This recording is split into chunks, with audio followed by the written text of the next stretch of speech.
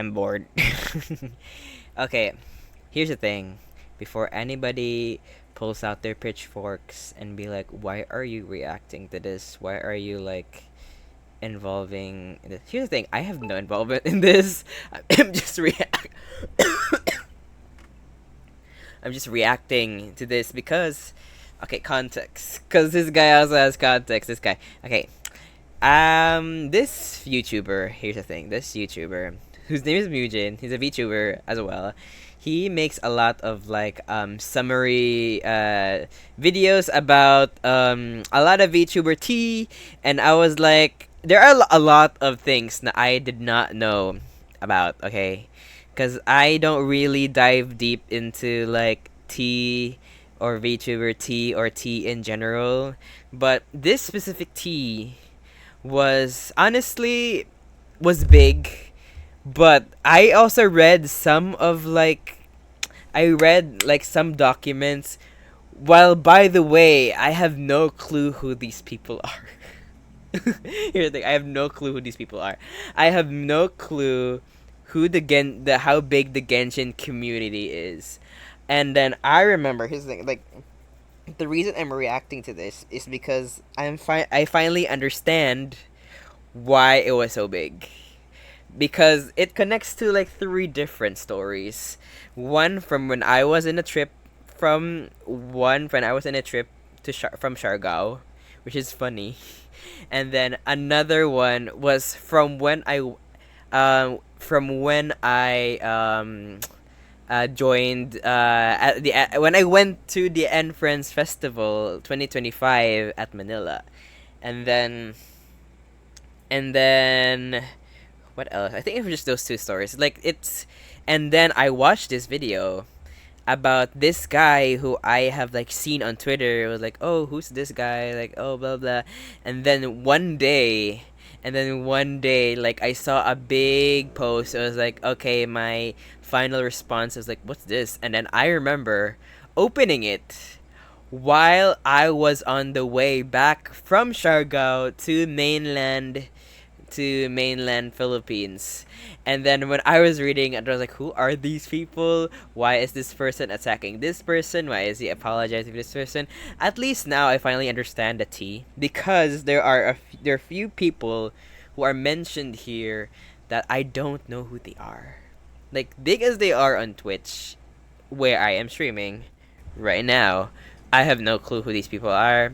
Don't know them. Do not know anything about Genshin. I did not realize Genshin was that big, because because one of my friends back home was a Genshin fan, and I did not know Genshin was big, nor was it interesting.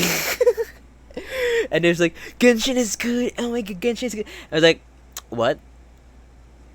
What? What? Honestly, like that's just a big what to me. But I do remember her saying, um, who was like the popular one? Like I think it was Anthony Chen and Tuanto, because like I've heard their names. Actually, there are three names that I've heard from Twitter before this whole thing happened. Before the document of like Doom happened, I remember. Um, I've seen Atsu. I remember Anthony Chen, and I remember Tuanto. Yeah, Tuanto. Those three people. And then later, I did not realize that there are two people who are also part of this T, which was Dish and X-Slice. Well, X-Slice he wasn't involved, but he was one of the bigger Genshin streamers, right? And these five people that I mentioned in at the And Friends Festival in Manila. And then it gave me a lot of context to why it was like I remember, because okay, another story. Gosh, I already told this in my old stream about Shodo, because the reason I went to the At Friends Festival, because I wanted to see Shodo. The Shodo meet and greet. And then I think I posted of I highlighted part of the stream in Twitch, and I don't want to talk about it again. But anyway, the funny thing was on that day, I was supposed to go there early. I woke up so early because I was so excited to meet Shoto, and then I woke up at 9 a.m. And then when I went down the living room because I was staying at my friend's house. My friend was already there, awake, and I was like, "Oh, what are you doing?" And I forgot. Oh yeah, I remember she was making an art piece for like their church or something. And then we then had a very long, very heart to heart conversation, like a deep conversation about life or something. I actually forgot what we were talking about, but the conversation lasted for like 3 or 4 hours because I remember checking the time. Was like, oh god, I need to go now because like Shoto's panel is like two, is at 2 p.m. And then I remember leaving at 1:30, and I got. And then the trip from where I stayed at to like the hotel, the Okada hotel where the event was held, was like an hour, and I got there 2:30. But thank thank you God and the stars and all the universe and whatever, because when I got there, he hasn't even like started his panel yet because of connectivity problems, which you will confirm on his old posts on like at Friends Festival. Minecraft, no. I'm talking about tea. I'm reacting to tea, random tea. um I was talking about the Genshin tea. I don't know this tea, by the way, but I wanted to react to it because I wanted to understand what this is all about. Because they was so big. Because this was so big. Okay, this was so big, and I was so confused on why this was so big. Um, and then I remember reaching to the event, and then I had no clue what happened because like the host was like. I was surprised when the host was like, okay, Shoto has like rat problems, so we are going to have our next panel, which is the Genshin crew. And like, yay! And all the Shoto fans were like, what? What? And then Shoto then announced on his alt Twitter, on his like personal Twitter, I think it's personal, it's alt Twitter, he was like, what rat problems? Like, this is like an issue I raised with the event holders, and they literally blew me off. And I was like, oh, TT. But then I did not realize that there was another T happening on stage because I had no clue. I had no clue what happened with the Genshin people, because when the Genshin people came out, it was Tuwanto, who was the other one? Anthony Chen. There was Dish, who, by the way, Dish, I did not know that she was a Genshin streamer. I thought she was just like a random streamer that was popular in Australia, because I saw in like one of the promotions for the At Friends Festival, it was like Dish from Australia streamer, yay! I'm so like, I thought she was like a cutesy streamer, and I saw like a post on Instagram. She was like, oh hi guys, oh my gosh, like, oh she's sweet, oh I kind of like her vibes.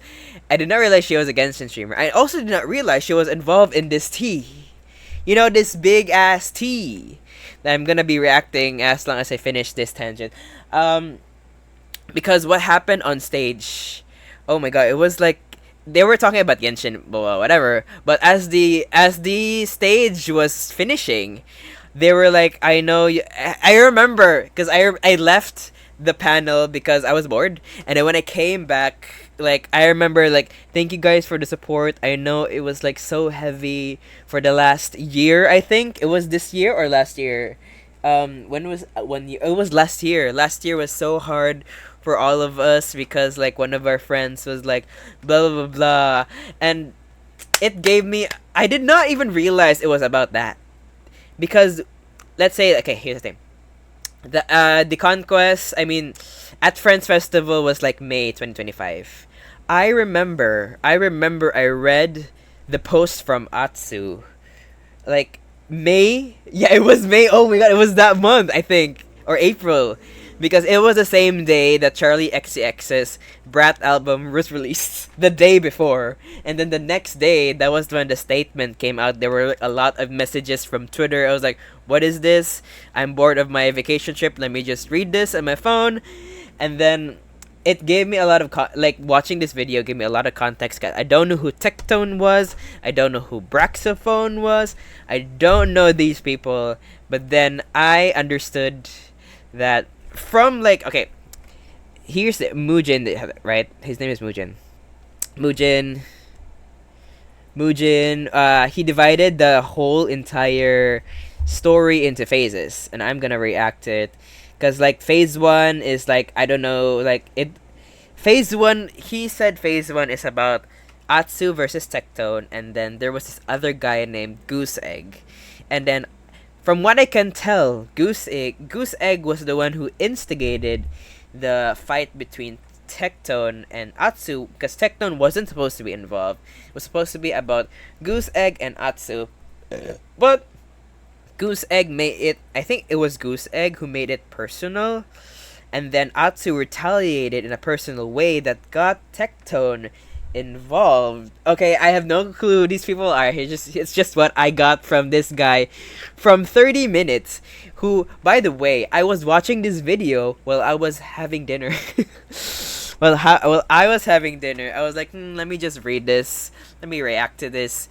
And then it was very interesting because it made a lot of things, a lot of sense now that I look back at from my trip from Siargao and my trip to Manila. It made a lot of sense. Honestly, it cleared up a lot of confusion in my part, and honestly, I'm so glad.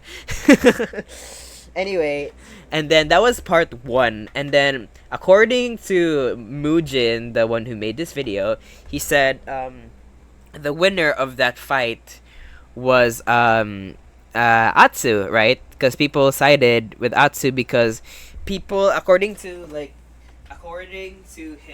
like a lot of people respected what's his name, Atsu, because he was like the grandfather of like whatever, and then it happened in 2022, right? 2022. And then throughout the years, Tectone and Goose Egg lost a lot of viewers because of what happened. Their popularity was tarnished. A lot of things, bad things happened to them. So in the end, they lost their popularity. Tectone was discouraged on playing Genshin ever again because of the community, which was toxic.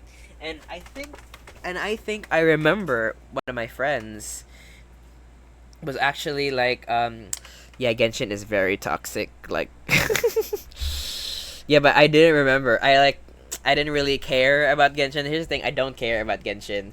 I just care about the tea. The tea! Tea time! Tea time! Like, look, here's the thing. I am not like a sadist. Like, I don't enjoy people's pain. Because, look, this tea, specific tea, there were a lot of like bad stuff that happened.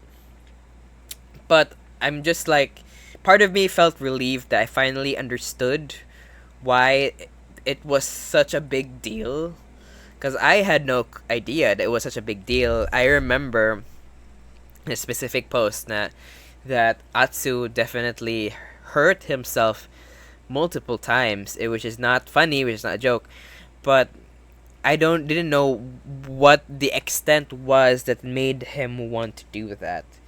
So as much as like me inserting myself, but at least I finally understand as a person who literally has no idea of like Genshin whatever. So let me finish this. How long is this video?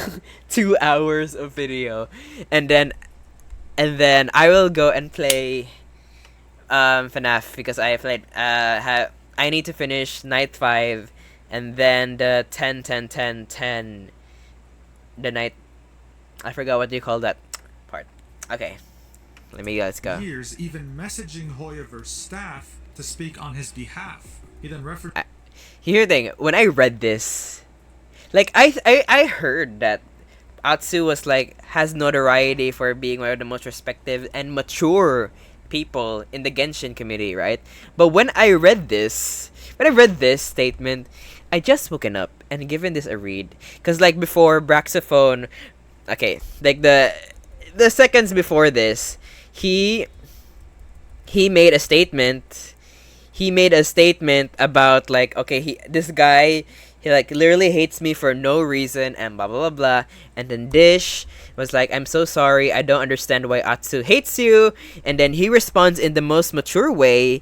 He's like, for this where I never felt like you didn't accept me, it means a lot. I'm sorry for people for dogpiling you, thank you. And then Atsu's response was just straight up like manipulative. And don't tell me people did not. Okay, let me read this because I haven't finished reading it. I just read the first part and I already felt icky.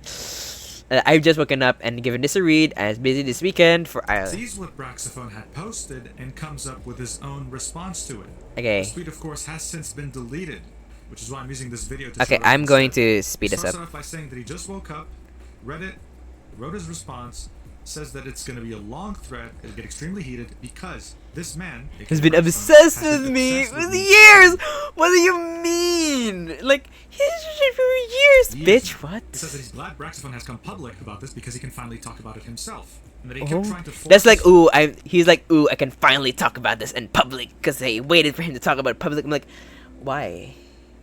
Why would you? Why were you waiting for a specific moment to like manipulate the audience? I was like, okay. friendship onto him for years, even messaging Hoyoverse staff to speak on his behalf. He then references the DMs he had with him, saying that he's keeping him at arm's length and that he doesn't trust him, and of course that he doesn't vibe with him. He argues that even though Braxophone's awkward, it doesn't mean that he's forced to be his friend, and that after their DMs where he clarified he doesn't want to be his friend, Braxophone subtweeted him in a twitlonger on his alt account. He sums it up by saying that Braxophone talks about himself, the passing of his dog, and other things that are bothering him, including him not wanting to be his friend, and how Braxophone feels that ultimately this locks him out of opportunities to grow. Here's the twitlonger itself, so if you want to read it, please go ahead and pause whenever you like. No, I don't wanna. Atsu said that when he first met Braxophone, he walked up to him with a bunch of cosplayers. He then started talking to him as if they were friends. And he didn't know who Braxophone was at the time. He said it was weird, very uncomfortable, and borderline creepy. At They took a worst, picture, oof. and then Atsu followed him back on Twitter, which in his opinion was a mistake. This was the picture they took.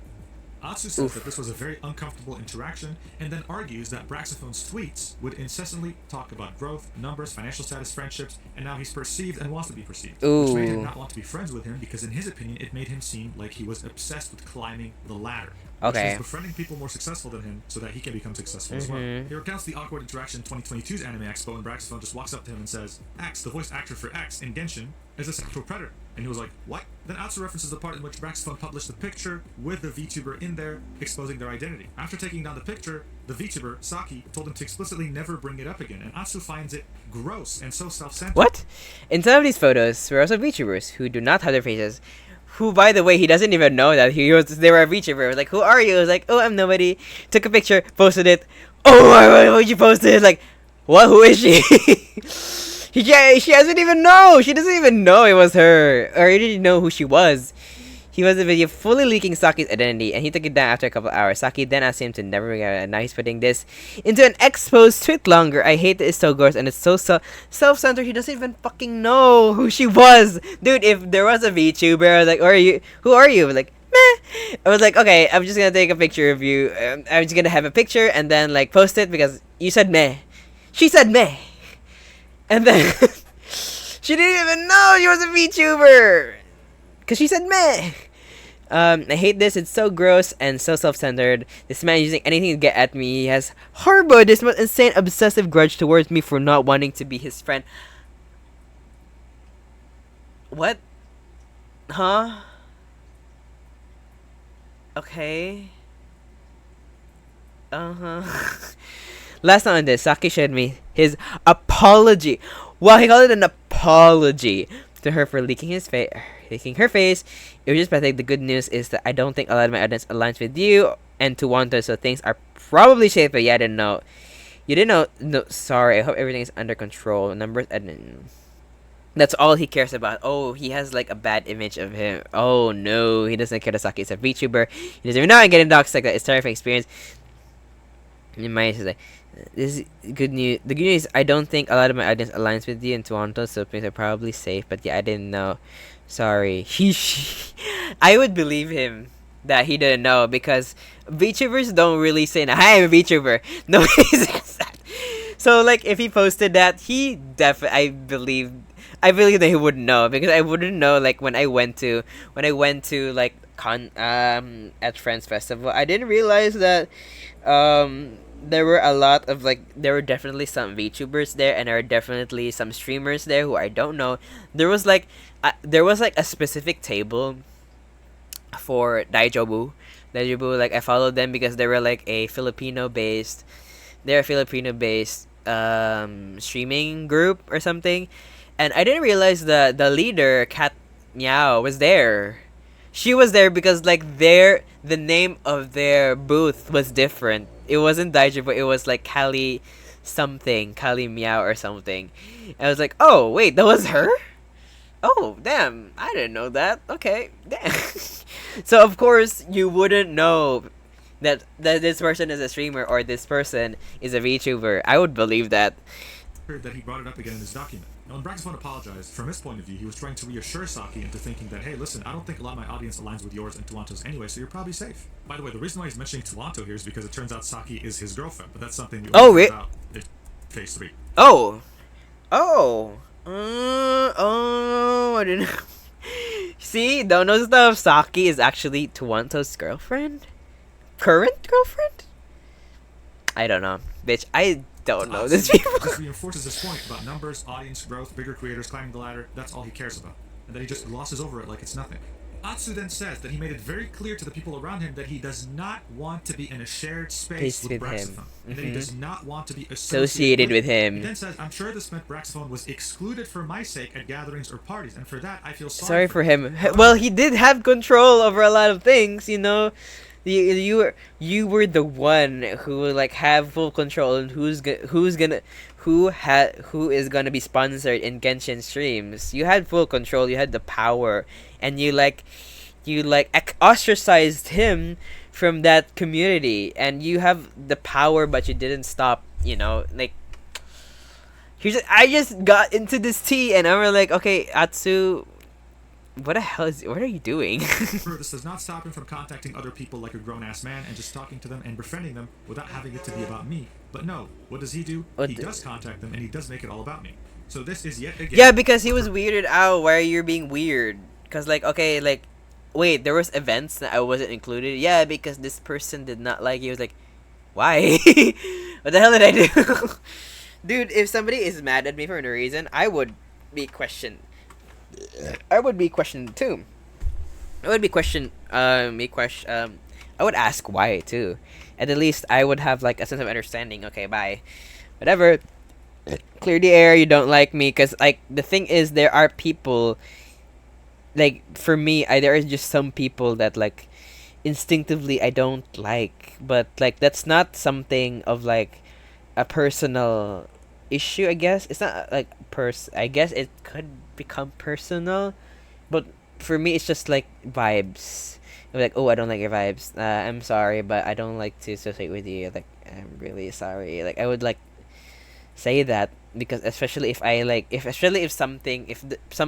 someone does something that irks me, I would like, yeah, no. I'm sorry, but no. Like, there's like people at work that I would be like, I don't like your attitude. Like, I would like interact with you professionally, but personally and friendshiply, I would not.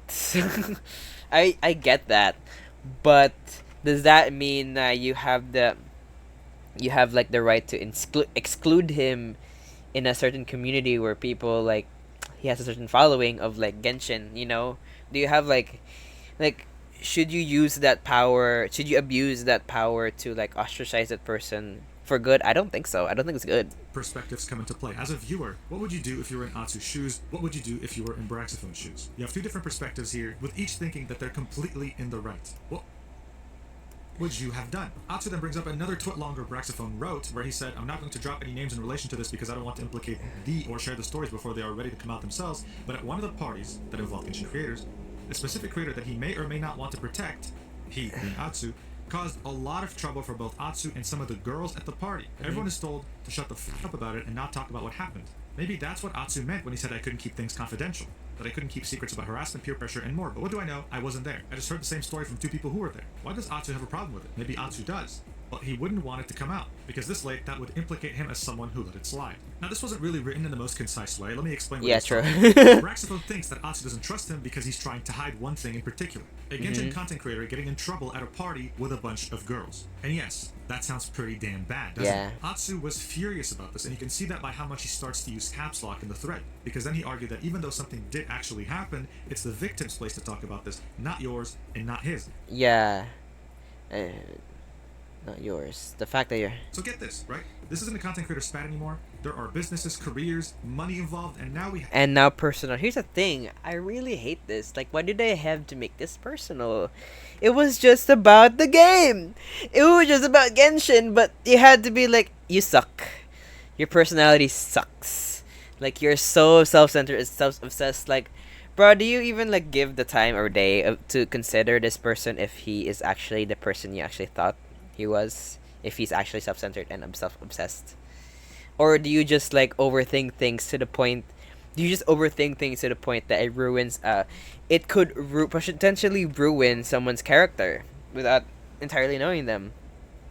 That's kind of scary because I could do that, to be honest. have two I overthink different a lot. cases in which one is a voice actor who's a creep to women, and another creator who apparently had a spat with women in a party is involved. We were starting to step into the criminal territory. And yeah, I know, it's very ridiculous that it's stemming from a game like Genshin Impact, out of all things. Atsu then says that when he referenced Braxaphone in the tweet to Tectone, he was only 90% sure that he was whispering things in his ear.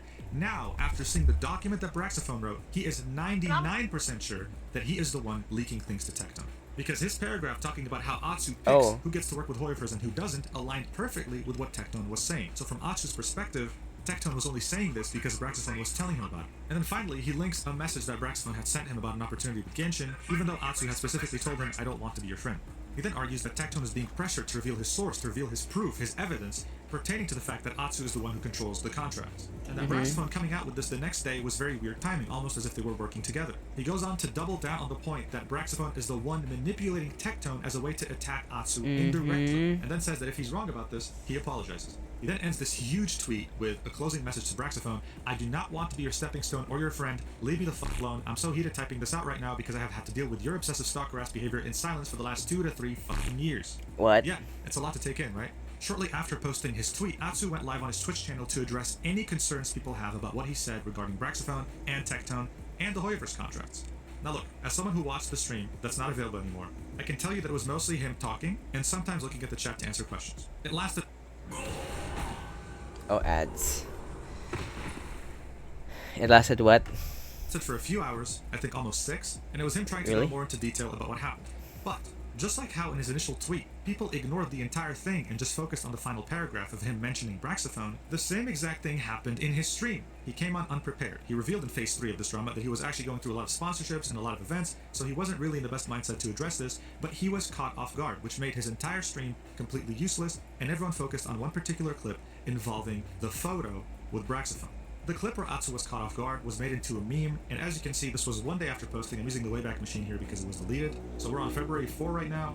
This was posted February 3. It had 1 million views and 11,000 likes. That's what I'm really emphasizing here, right? I think a lot of people The difference between the pics Brax has and what Atsu has. here didn't even bother watching the stream. This is what a public image war looks like. And this is why companies will hire entire departments to do their public relations for them, because it's so infinitely complex. The moment in which Atsu was caught off guard was simple. He emphasized that he had taken another group photo after Braxaphone had left, and that was the picture he posted on his account. But his chat kept insisting that it was the same image he took with Braxaphone that he photoshopped, and essentially deleted Braxaphone from existence. He kept saying that was false, until it wasn't. Watch. That doesn't explain why you edited Brax off the photo. I didn't edit Brax out of the photo, it's a different photo. It's a different photo. He lied? You did edit him out, what do you mean? Can you guys show me? It's the same photo with him cropped out, which one? Now, with Habichu. Oh my goodness! Clock! Clock! Clock!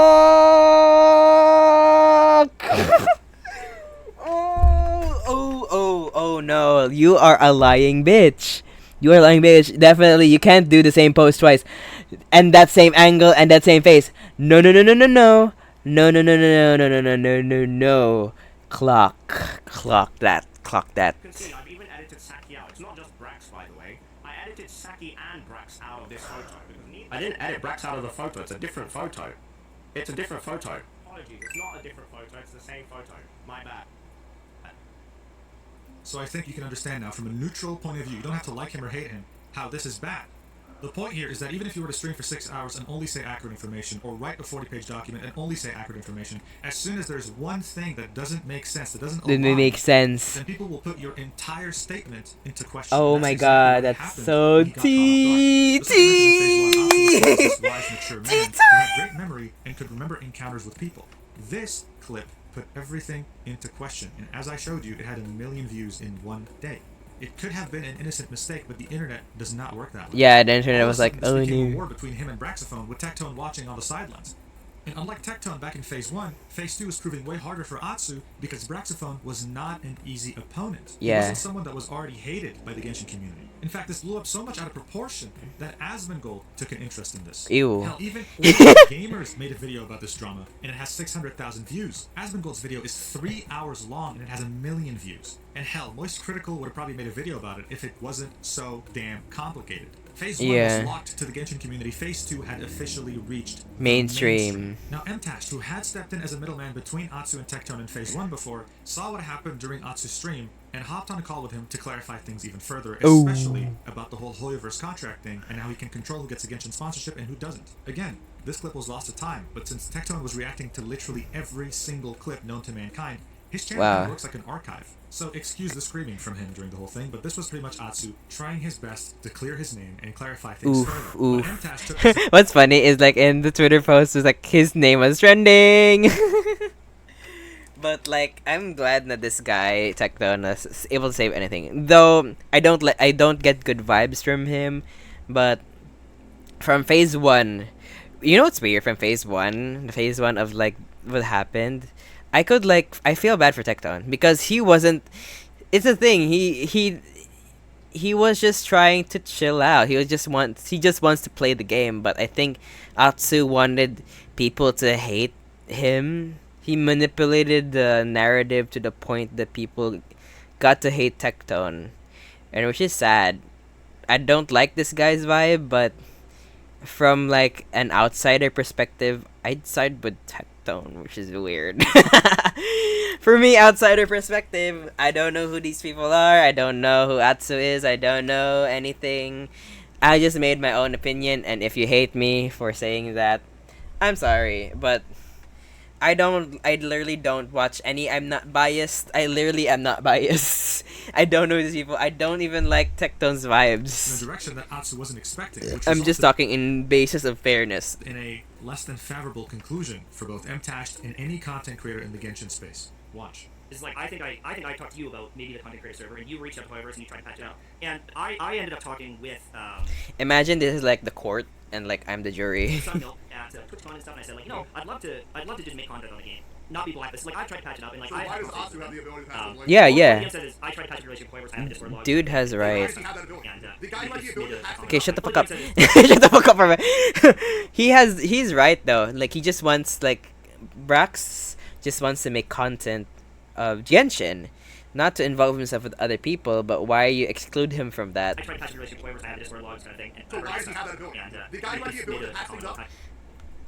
Yeah, Atsu had definitely had the ability to change things, but he did not. He did not. Also has the ability to ruin things. Yeah, he's so right. Wait, It's fine, but he's you feel right. bad for these other people who are like, He's so wait. He's right. He has the power to change it. That's what I said earlier. hard to. Sorry. If you can go to bat for me, if you can go to bat, you can also go bat against someone. True. You know what I'm saying? True. Yeah. True. True. And he doesn't deny. So, your implication here is that There it is. I am batting against people Yep. in Hoyoverse's ears, and that I am controlling vice versa. Yep. I'm just saying if you have the ability to do the opposite, then like that's a lot seems to be a lot of power, and that's True. where these allegations are coming. True. And I pray that it didn't happen, or else like that's criminal. That is actually. So Oh. what essentially happened here is that Mtash had trouble reaching Hoyoverse. He talked to Atsu about it, and Atsu patched things up between him and the partnership's manager. Mtash here argues that if Atsu is able to do that, then he's also able to do the opposite. If Yeah. he doesn't like someone, he has the ability to Brain. Oh god, that was a lot of away brains. from Hoyoverse and having them essentially blacklisted, giving Tectone and Braxophone exactly the ammunition they need to cement their position. This was not the last time this was brought up because Asmongold, as I mentioned, took a heavy interest in this drama and talked about it Ew. for 3 hours, then uploaded it to YouTube. It has 1 million views right now. During the stream, he brought Tectone, Mtash, and Atsu. First of all, I just don't like Asmongold. Like, he just looks. I me being a hater, I just don't like his vibes. I don't like men. I don't like men. Like, I don't like his vibes. Like, look at this. Like, if you just look at this person, you will think that he's like the villain of like a story. Sometimes together, sometimes separately to discuss things. Here he's talking to Atsu about the Anime Expo and his ability to provide Hoyoverse with people to sponsor. Sure. Yeah, of course, right? I'm not saying that you had complete control, but you did have a degree of control because you provided them a list of people, and then they made decisions off of the people on the list. Is that correct? Yes, that's correct. Okay, so you did provide a list to Hoyoverse, and then Hoyoverse Yeah. did sponsor people or not sponsor people, but Hoyoverse made their own decision off of that, but that decision was informed by your initial list. Is that correct? Partially, correct, at yeah, least. that's Okay. So you did control it to a degree. Mm. I would say yes, I did Okay. control. Oh, he admitted it. He admitted that he did control. Okay. So this again did not help the narrative, because now Atsu had admitted that yes, he does have some degree of control over who gets a sponsorship and who doesn't with Hoyoverse, because he's being asked directly to provide a list of people who can be potentially sponsored. Now, from a neutral standpoint, this didn't make him out to be the evil genius mastermind who gets No, I would think so. For me, like, from a neutral, I am a neutral standpoint. Okay, I already could sense, I could smell the gist of manipulation from his actions, and like from that nalangani, from that you could like, okay, like, why does that sound like a lot of bullshit? Like, seriously, I could smell bad vibes. I could smell. Here's the thing. I could smell bad vibes, but I could like the smell of manipulation. Is just different. It stings. It burns my soul and my heart, and I felt that with Atsu, which is weird. Because by the way, I did not get bad vibes from him. That's so weird. That's so sad. Because like when I look at his face, I'm like, that looks like a guy I could trust.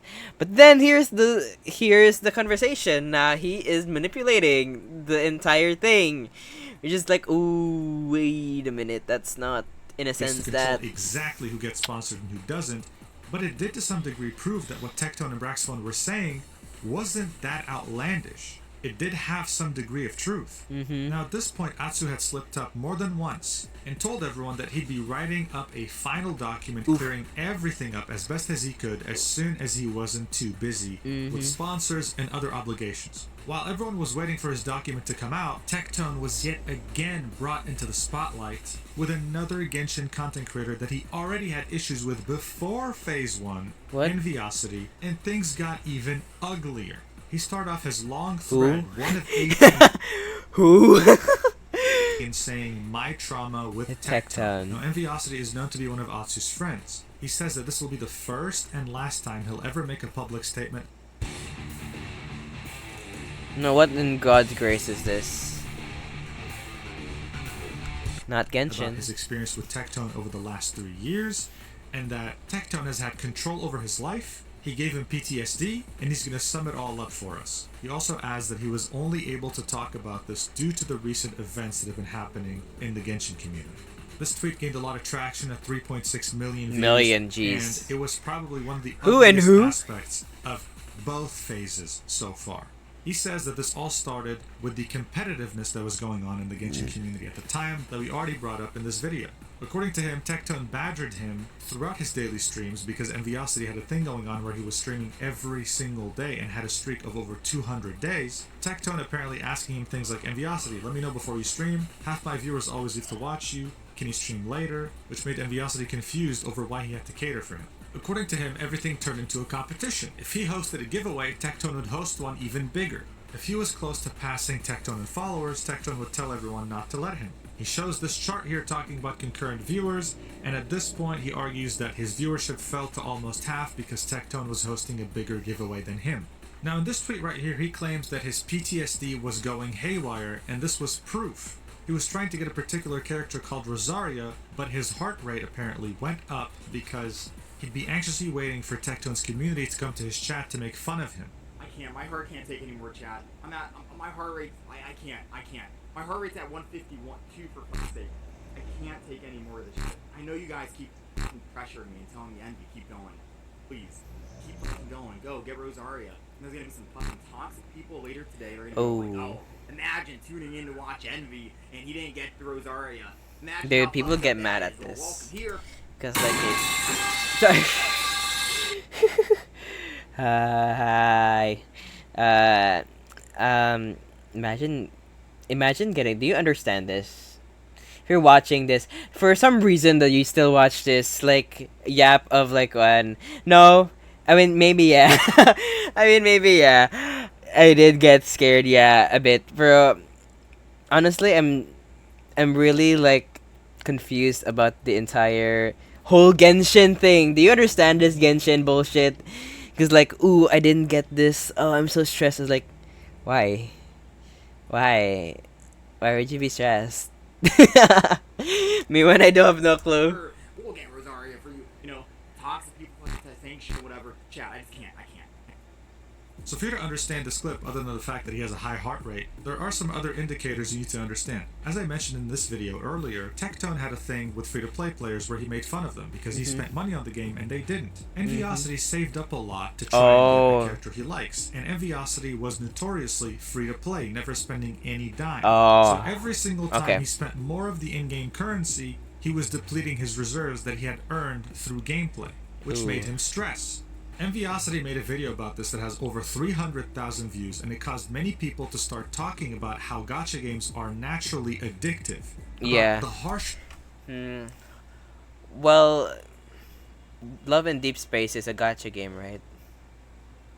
Yeah. But you don't get addicted because you're bored. You don't really care about dudes anymore, right? Yeah. So, is it addictive? Well, you're addicted to Mobile Legends. I deleted Mobile Legends. Well, you're addicted to Diggy. Yes. Well, yeah. It depends on, like, certain characters. I would be addicted. If it's, like, random ass new characters, I'd be like, why would I even, like, want to buy that? Why do I want to spend money for that? I remember Shoto. Shoto has, like, a Genshin sponsorship, and I was like, why do you even care about that game? Like, something tells me that you're just in it for the money. Me, when I don't know a person, but I was like, you're just in it for the money. Free to play and how you're pressured anyway, Love in Deep Space, if you're listening, if you want to sponsor me. to spend money to get a character you want when you don't get them. MTAST made a video about it reacting, saying why Enviosity almost made me quit Genshin Impact again due to the fact that he felt that the gacha system was at times so predatory that he couldn't deny it. This was the first time Enviosity had ever mentioned PTSD, and for the most part everyone just thought that he was reacting this way with a high heart rate because he wasn't getting the character he wanted after so much hard work. PTSD is something very serious to claim.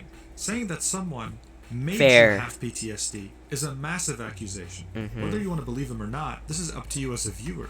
But I just gave you as much context as possible pertaining to this claim. Enviosity complains that Tectone kept building this false narrative that this was friendly banter of him roasting free-to-play players. All these things led Enviosity to have a panic attack on stream where he cried, and he argues that Tectone has made fun of this more than once. So what caused this? Because Envy gets one guide a lot, and gets riled up real easy, like that one time where people asked me who's going to join my game show and he cried on Ooh, stream. that's not good. Enviosity's going to cry. So after all these things had happened, the PTSD, the panic attacks, etc., they had squashed the beef, as I had shown you in this video initially, in the summer of 2021.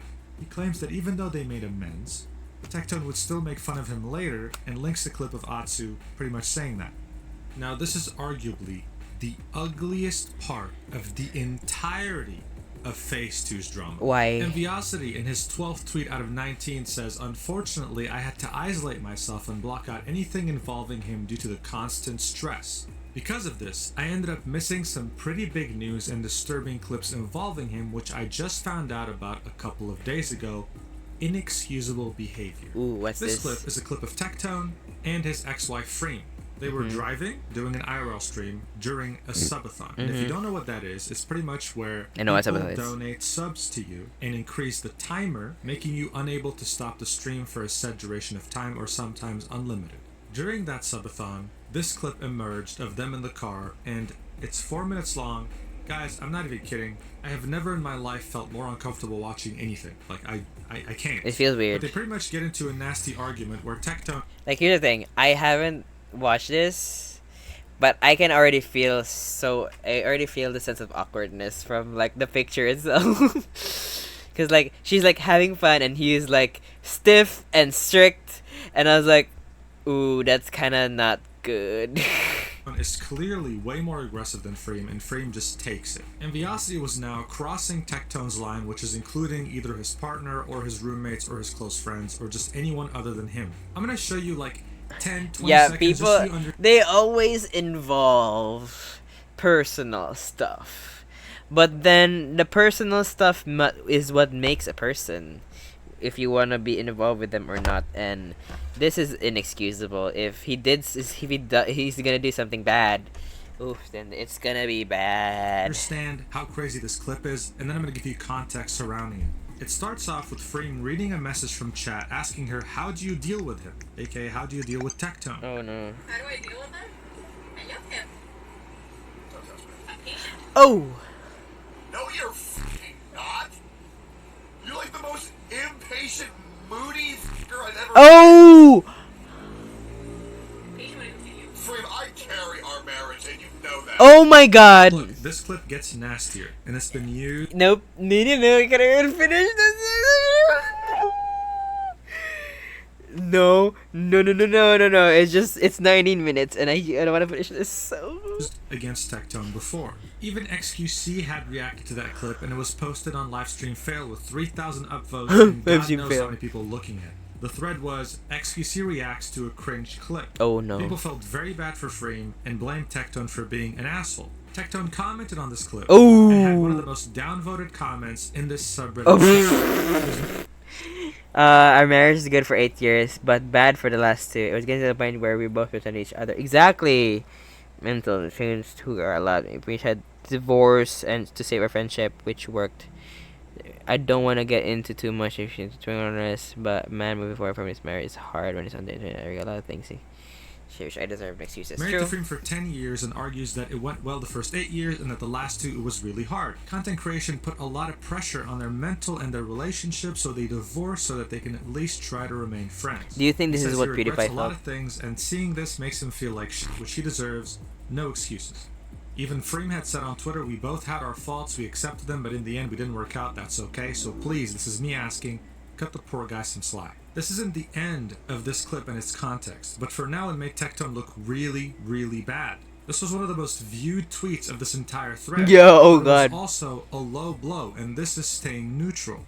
Bringing someone else's marriage into an argument you have with them is the definition of a low blow, and Enviosity Yeah. did so, fully knowing this. Enviosity thought that he could get away with this. Oh low no, blow he by even asking for- posted somebody's. Why would you do that? You can post about You can post about the card all you want. I'm sorry that you have to relieve some of the pain. But I also wasn't sure if you were kidding. Freem directly if he could share the clip. Freem gave him permission by saying that you can't really escape that clip anyway, so feel free to use it. It doesn't bother me. Then he apologizes for saying a particular sentence during the height of the whole duality of man argument, where he was seen as overly Come on! What is this nonsense? Dude, I wanna like Guys, I need some help. this.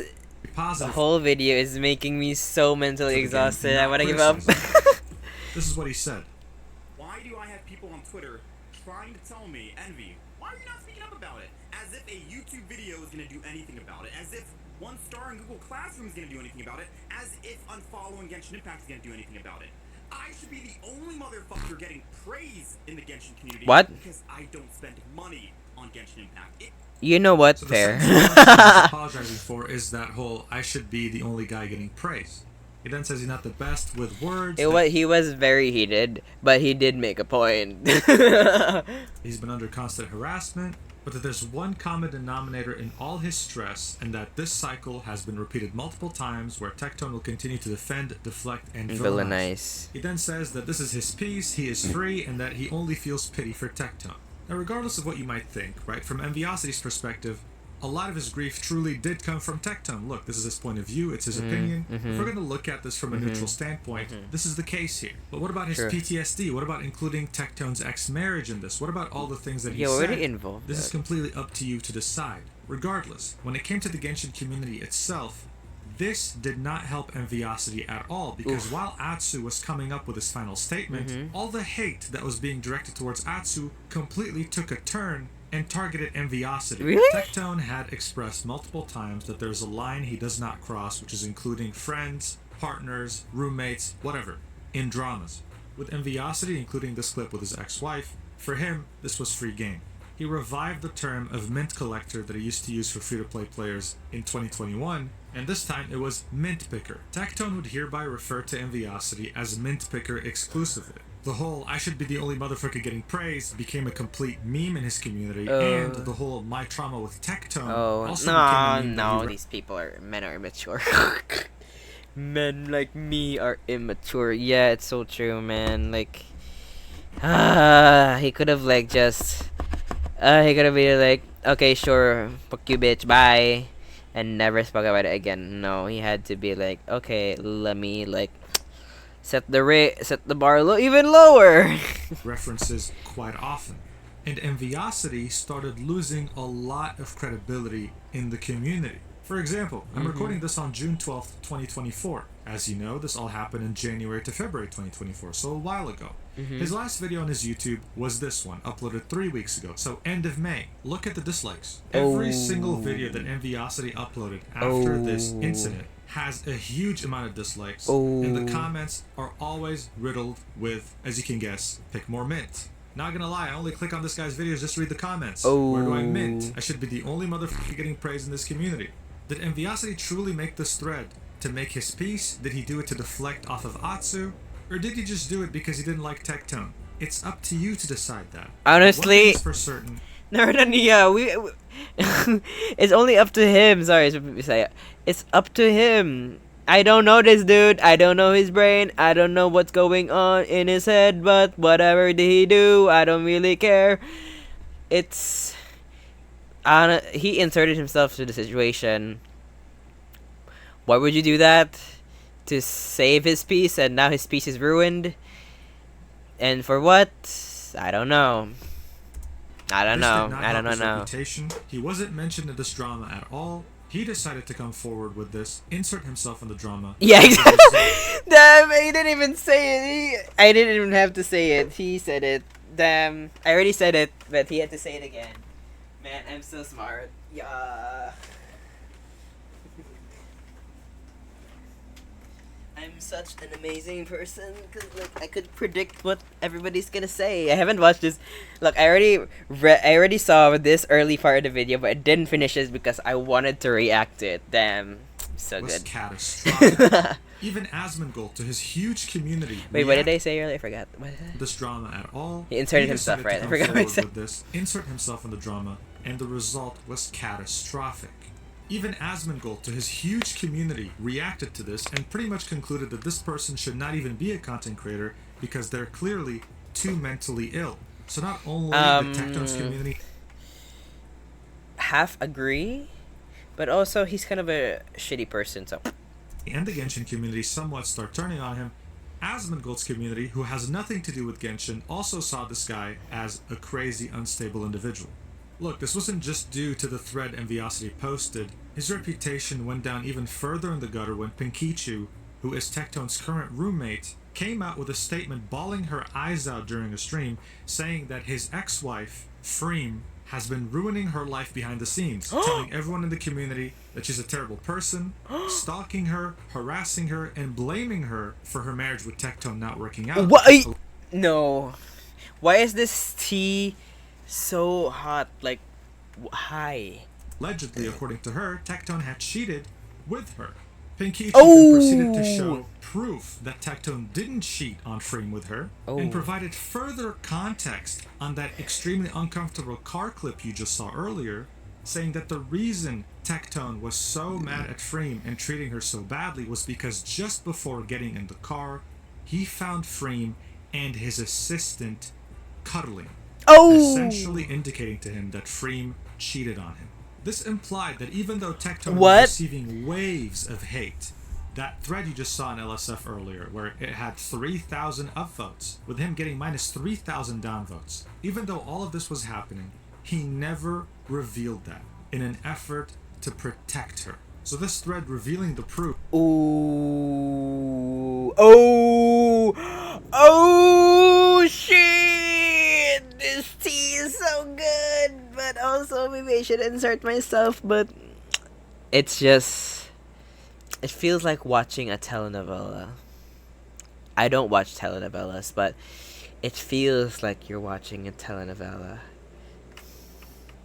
Proof only had positive things to say about Tectone. Tanked all of that without giving out the context himself for years.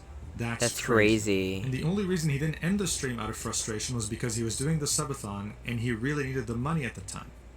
On the same day Enviosity posted that marriage clip, Freem tweeted, "I'm free." It gained a lot of traction. Tuanto came in, said, "You are free now." Enviosity reacted with a heart. Everyone thought that she was referencing her marriage with Tectone. She then clarified, "This was a post about my donathon being over, by the way. This has nothing to do with She had to clarify it. Tectone says, "Thank you for clarifying." And then Freem says, I've been free of you for months. The skull emoji. And she specifies again with another tweet, "Since some think this is playful banter, it's not. We are not on terms, by the way." I thought it was a joke. I thought it was a joke. I hate you. Oh my god. But this is between me, him, and our lawyers. Sorry for not wanting to talk about my personal life online. Some things just shouldn't be used for content. So this was a terrible mess. And to many people, it's a conclusion.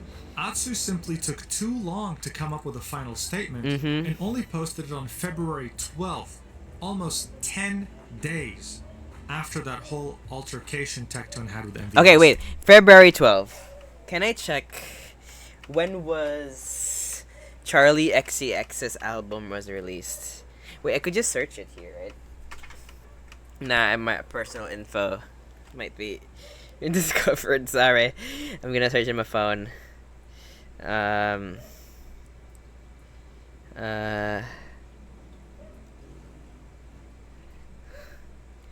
Charlie XCX Brat. When was this released? I thought it was June. Wait, June 7. Okay, wait, this is January. Okay, June. Okay, there we go. June 2024. Literally the day before. So it was like June 7. Yeah, it was June 7 because it was released on June 7. I remember when I was on a trip from Siargao, I was anticipating the release of her album, and I was like, "Ooh, yeah!" And then I was like, "Wait, I don't like it." And then I remember I went surfing on Siargao, and then when we were planning to get home, no, wait, June 7. So I think it happened June 8. I think June 8, the next day, because we were surfing. And then the next day we went home. And then when we went home, I was scrolling on Twitter because I was bored. And then the line to go home was long. And then there was like a post from Atsu be like, I did it. And I was like, oh no. Like, I don't know these people. But like, Jeez, I don't like, but I was interested anyway. The community 'Cause I as want a to whole understand. already came up with the conclusion that MVS Now I'm wasn't understanding. the best person to back, and that in that case, Tectone was in the right. Atsu's response still got 1 million views anyway, and it was 43 pages. He says that he provides evidence, that it's important, and that he's lost many friends and community members over these allegations and In this this drama. drama. This document had a problem, because even though it was 43 pages, it addressed dramas with people that no one really cared about. And this is no offense to those people. Like, for example, the first thing in this document, and let's be real here, most people have the attention span of a frog. Me. The first thing he talks about, the first thing people's eyes will see, is an awkward but fairly harmless moment he had with cosplayers from the first Anime Expo where Brax went. He also talks about a smaller streamer begging him to collab and then turning on him. People open up this document just to see what he had to say about Tectone and Braxophone, though. That's the problem. Yeah. However, what comes afterwards was pretty damn important, because he states that him and Goose Egg finally spoke in private after 2 years, referencing the Phase 1 drama. Yeah. Because during Phase 2, Goose Egg came back after 2 years of silence and DM'd Tectone while he was live, which made Tectone cry on stream. Here's a quick clip. I haven't heard from him in over 2 years. So since that happened, Atsu decided to talk to Goose in private and they solved things. He does admit that he wants to make it clear that he went too hard on him in their initial Phase 1 drama, and that seriously messed up Goose's mental well-being. He also specifies that he showed Goose this section to make sure that it was okay with him before publishing it. So if you want to read it, go ahead. But let's be real here. Most people wanted to see what he had to say about Tectone and Braxophone. And what was extremely disappointing to many people, both supporters and haters of Tectone, was that he only gave Tectone 1 page out of these 43 pages. And this is what he had to say. Yeah, Omega wait. Tectone is Tectone. I could write 1 word, I could write 1 billion words. The end result will always be the same. You can take my word, his word, the public word, Ben's words. None of it matters at this point. His fans will defend him to the death. His haters will also chase him to the death. It doesn't even matter who is right or wrong. My beef with Tectone is well documented and all over the internet now. If you wish to find it, it's all there. I can promise you that Tectone will never stop speaking about other people in a negative manner, whether that's me, my friends, people from his past, or people who are yet to hit his radar. I'm sure he will make content out of this document too. Of course, there will even be times where we cross paths online or even in person, and I intend to just go about my day. You could say that when it comes to drama, Tectone is inevitable, referencing the movie Avengers Endgame with that Thanos picture right here snapping his fingers. So the problem here is this. If Atsu had written this about Tectone during their drama back in 2022, back in the Phase 1 of his conflict with Tectone, it would have worked. Without a doubt, this would have been enough to completely deflect anything Tectone is saying and making the community rally behind him, because it was just that easy to go up against him. Yeah. You were either a fan of him or you hated him. There was no in-between, and you couldn't really convert anyone from either side to change their minds. The problem is, though, this wasn't about the beef he had with Tectone that is well documented. This was about completely new implications. Yeah. Because Tectone was streaming every single day, almost 10 to 12 hours at a time, bringing up Phase 1 again, and talking more about his experiences and why Atsu was actually in the wrong. This was a severe blow to this document, and took away from how serious it was. And as a TLDR, he ends up messaging Brax in private and says, Brax and I are good, we've apologized. I hate that, like, he made a lot of words for Goose Eggs and Brax, but then for Tectone, like, dude, I don't know if I think you hate the guy. I can sense. Well, I don't know. Like, I get bad vibes from him, but now I get bad vibes from you. But like, dude, like, treat him like a normal person. Like, dude, like, as much as he could have like said it in the most respectful way imaginable, but no, he was like, no, he's an ass. He's always gonna be an ass, and he's gonna be an ass forever. Ass. Bruh. To one another and had some Be long serious talks for a to moment. quash any misunderstandings or grievances. We found out there's another party within our overlapping circles gossiping about Brax, and we've also found out some people have been untruthful to both of us. Of course, this exacerbated the situation for both of us, and we both want to find out what's going on. Ooh, However, there's we another also T. don't want this to spiral into a public manhunt. It's something we both intend to deal with in private. Oh, thank God I did he not said that. blacklist Brax from events, nor do I have the power to influence or manipulate Hoyoverse to do my bidding or let me select which creators get opportunities. Brax has retracted many of the allegations he initially made against me and also removed the document he wrote from public viewing. Fair. He did this out of good faith to stop this issue spiraling even further out of control, and it is not because he has something to hide. So in a nutshell, Didn't you say no? You don't want to be friends with him. Stop reaching out to him and like, please, whatever. Just saying. But then he did say Brax and I are good, friends with one another. Yeah. But you did say it in public. I did publish 2 separate documents. One I posted on Twitter, share my YouTube Twitch channel using differences. Okay. Those are when it conclusion. came to Tectone, he had nothing to say. Yeah. And when it came to Braxophone, he had apparently solved everything in private, away from the public eye. Braxophone confirms this by quote tweeting his initial tweet about Atsu with his doc, by saying that he's deleting this for now as they've cleared up some things, including some claims he made. He then posts a final update on this, saying last thoughts on the situation with me and Atsu, and as a TLDR says we're good, I have no enemies. And he also echoed the same thing Atsu had said about them clearing up misunderstandings, about there being someone else that didn't like him, etc, etc. But this wasn't the end of Phase 2, because shortly after, Atsu posts this tweet saying, "You're welcome to dogpile and shit on me, but can you at least leave my wife alone?" Oh! Tectone reads this out on his stream while he was streaming, and says, "Tell that to Envy." Oh no, my...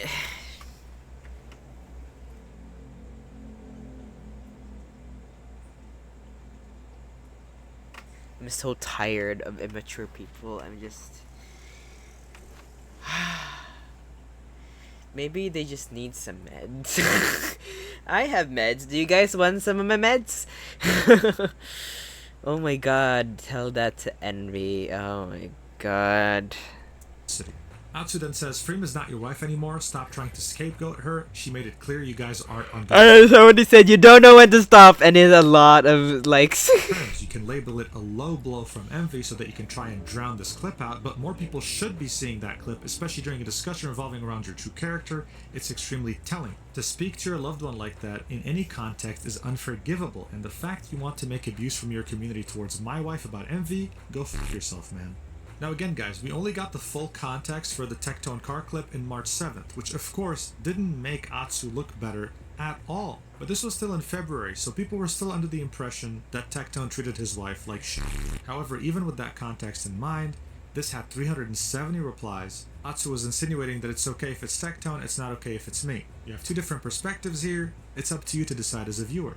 Atsu makes another tweet after that one saying that he's tired and reiterates what he had said in his reply to Tectone, but in a more calm tone. I'll let you read it and pause the video if you want. But reading the replies gives you the impression that, man, we are tired of this. Just resolve this in DMs if you have to. We don't want to see this drama anymore. This has been going on for like 2 weeks. Even I'm exhausted. The final tweet Atsu made Me about reading this, I'm exhausted.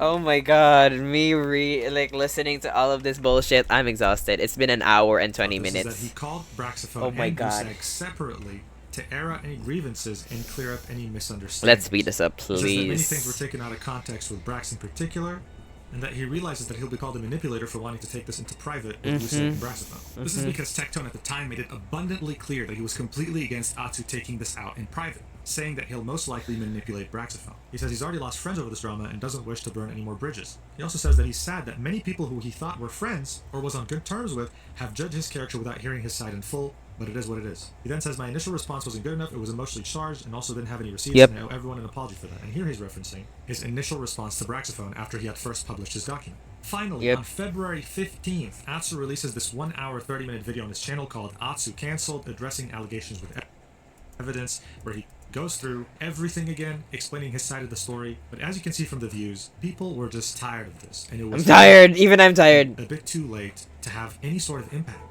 Tectone, on the other hand, was very quick on his feet and had made his own video saying, Atsu is a horrible, manipulative, deranged human being, in direct reference to the thumbnail Atsu has made for his Goose Egg and And he is also not going like, bro, I'm tired too. in the first phase of this, garnering 400,000 views, 2 hours long, and using the way Atsu treated Braxophone as a tangent to how he treated him back during Phase 1's drama, which made Atsu, of course, look noticeably more bad than 2022.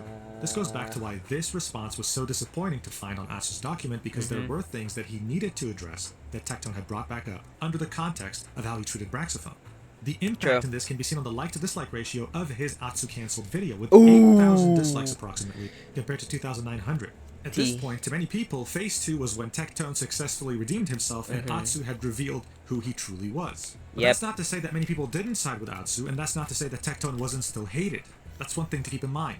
And that was how Phase 2 ended. On February 15th, 2024, this was the last thing we saw about any of this. Of course, Tectone would still reference it on the stream from time to time. I'm tired. However, everyone thought if I went to the Manila event knowing this, I would have been like, ooh, I would have been like that. was finally done. But what many people didn't know at the time is that it was going to be a Phase 3, and that it was going to be bigger than both Phase 1 and 2 combined. It definitely definitely spiced up my vacation. Well, we were going home anyway. I remember, I think the document was so long, I didn't even finish it.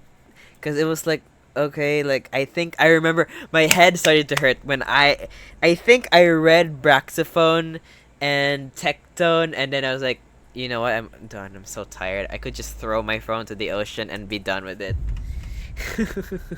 Yeah, I know what you're probably thinking. How can you possibly top Phase 2? Well, you're about to find out. You've no doubt I was there. to make some very tough decisions. I was there! I had good news and I had no clue what was happening. But I don't. Things will only get harder from here on out. And the hard decisions you'll have to make might make you hate this entire thing and not end up siding with anyone. Things are about to get real, so good luck. You're gonna need it. Let's do this. After Phase 2 had ended in mid-February, the following months had some build-up pertaining to Phase 3 beginning in June. People kept going to Enviasi's chat and calling him a mint picker, and as you saw even very recently in June, people were still doing so on his YouTube channel, even disliking the videos massively. His role in the Phase 2 drama did not help his public image at all, and this prompted Mtash to make an entire video called "It's Time to Stop Bullying Enviosity." Here's what he had to say in a few seconds. So someone in chat just came in with the name Mint Picker. Can I explain something here? I don't care if you like Tectone, or you like Atsu, or you like Envy, or Ziox, or me, or whoever it is. And I don't care whose side you took on all the drama, but if you now go into Envy's stream and call him a mint picker and harass him, you are a dick. And now, Mtash had the purest of intentions making this video, but some people argued that now even more people were aware that Enviosity is very affected by people calling him a mint picker, which made more people want to participate, and it's still going on today. Atsu, on the other hand, was still active on Twitter, most notably on his alt account. And on May 10th, he had this to say: "I'm going through the absolute lowest point in my life right now. I am so sad and bitter. I need to be okay for tomorrow's sponsored stream, though. I have several sponsored obligations this month, and I just want it all to be over." So yes, this meant that Atsu was still streaming, but most of his streams were purely sponsored. And then on May 15th, 5 days after that tweet, he had this to say on his main account: "I have a few more sponsored streams / videos to do, but I decided I'm going to be quitting content creation, or at least taking an extended break. I'll talk about why I'm quitting and the struggles I've been dealing with over the past 3 months after my sponsors are done. I know I have been really inconsistent the past few months with uploads and streams, so apologies for that. It's been a really difficult time for me, so I hope to make the last few ones as fun as possible." So Atsu is clearly dealing with a fallout ever since the end of Phase 2's drama, struggling with how it ended and making everyone know that he's not really doing okay. At some point on May 22, on his alt account, he even said this: "Also, for those who have been concerned, don't worry, I'm not trying to unalive. Those thoughts did cross my mind at one point before, but I'm doing better and trying to heal now." That's Around still a week not later, good. on June 2nd, Atsu quote tweets his tweet saying that he's quitting content creation on his alt, and says, "I don't know when I intend to do this, as I've been trying to take my time away and enjoy my peace," referencing about him talking about why he's quitting and the struggles he's had to deal with. Then he continues, "Of course, there's still a bitter feeling there that people lied publicly and privately, and I took the fall for it, but is it really worth exposing and rehashing old wounds for? I don't know." So here he's arguing, is it even worth it to make a Phase 3 out of this whole drama? He replies, "I do want to do a final stream as I miss our community and I didn't properly get to say farewell or explain anything on my end, but I don't think I'm ready just yet." He had tweeted this. Show the lies. Somebody said, "Show the lies." If you're debating on doing it, don't try to be like, "Hey guys, should I follow it or nah?" Kind of lame. Wow. Okay. On my end, but I don't think I'm ready just yet. He had tweeted this out on June 2nd, and it turns out that 6 days after this tweet, he would post. Oh my god. June. Yeah. See. June 6. Wait, June 7. What happened to June 7? No, June 7 was Brat was released, right? On Spotify. He had tweeted this out on June. Or maybe it's in a different time zone, cause like I'm in the Philippines, like our time here is early, so like it might have been June 7 here, but June 6 on the other side. Makes sense. 2nd, and it turns out that 6 days after this tweet, No, it was June 7th and June 6th on the other side. Okay, right. I don't know when to do this, but it's gonna take time. He would post the My career, my livelihood, my will to live has felt so long. I don't want to live like this anymore. bombshell of a tweet on his main account. Yeah, that he- I read this. I remember reading it. It was so long. And I was one of those viewers. Bro, it was so long. I don't even remember if I finished it. And by the looks of this, it's an hour. Oh my god. he saw in the beginning Another of this hour. video, and that had overtaken the internet for a little while after he had posted, sitting at almost 25 million views by the time I record this on June 13th. This was, of course, the official start of Phase 3. He said, "I'm quitting. I lost absolutely everything. My marriage, I'm my gonna career, send this to my friend." livelihood, my will to live. Keeping these secrets to protect others has felt so lonely. I don't want to live like this anymore. This document is for my closure. I want to move on." This prompted many content creators, both from Genshin and outside of the community, to come in Me. support, saying that, hey, Sayu. Sayu was there too. Yeah, I remember. Oh, wait. I remember I saw this tweet too. Sayu was like, oh, wait, Sayu. Oh, okay. hey, we're glad you're still with us. Hope you can heal. This was so big that some, let's say, quote-unquote, news outlets like Dexerto decided to write on it, Dexerto. with articles such as Genshin Impact streamer quits amid Tectone drama after losing absolutely everything. And Dexerto weren't the only ones. This had not really happened during Phase 2, and most definitely did not happen in Phase 1. This is now concerning not just the Genshin community, but it concerned pretty much the mainstream. The document itself is 34 pages long, but the first page is arguably the heaviest in this entire document. In the first paragraph, he says that for the last 4 months, so pretty much ever since Oh my god. I forgot I read this, but damn. Wait. I hope you're doing well. So many years. My about to share is for respect and clarity for my.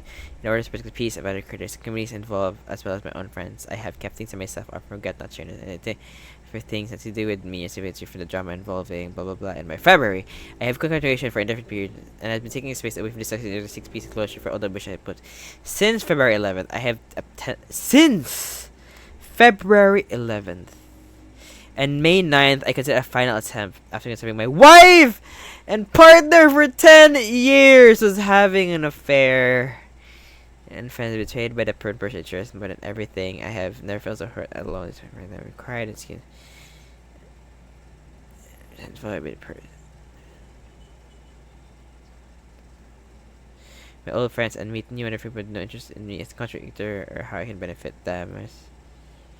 And yeah, okay, just Phase 2 ended, he's had to protect the peace of other creators and the communities involved, as well as his own friends, by keeping things to himself that he regrets not sharing sooner. He says that he ended up taking the fall for things that had nothing to do with him, or were simply untrue from the drama involving Brax, Tectone, and himself in February during Phase 2. He says that since February 11th of 2024, he's attempted to take his own life twice, failing to do so on both occasions. And on May 9th, he considered yet another attempt after discovering that his wife and partner of 10 years was having an affair during the darkest period of his life. He goes on to say that he lost his career to defamation, lies, and being thrown under the bus by his own friends, and that he was betrayed by the one person he cherished more than anything, saying that he had absolutely hit rock bottom, but that there is a silver lining and that he had started reconnecting with old friends and trying to rediscover his happiness. He goes on to say that he had discovered evidence about his wife Nekopi having an affair, saying that the 10 years they spent together were beautiful, and that he doesn't want her to get any hate because in his opinion, she's a good person that just made a series of poor choices and mistakes under extremely stressful circumstances, because she was also going through a lot of hate during Phase 2. True. And says that his wife actually deleted her entire presence off of social media when he had found out that she was having an affair. I think this is someone who had taken her name after she had deleted her account because she obviously had way more than 53 followers, but you get the point. She's pretty much off the internet now. To many people, this came as a complete and utter shock. No one could have ever expected her to cheat on him because she always gave off this wholesome and joyful vibe, and had gained many of her followers on Twitter by doing sweet things for her husband, like the bull that looks like Zhongli, which is Atsu's favorite character in Genshin Impact. But it happened.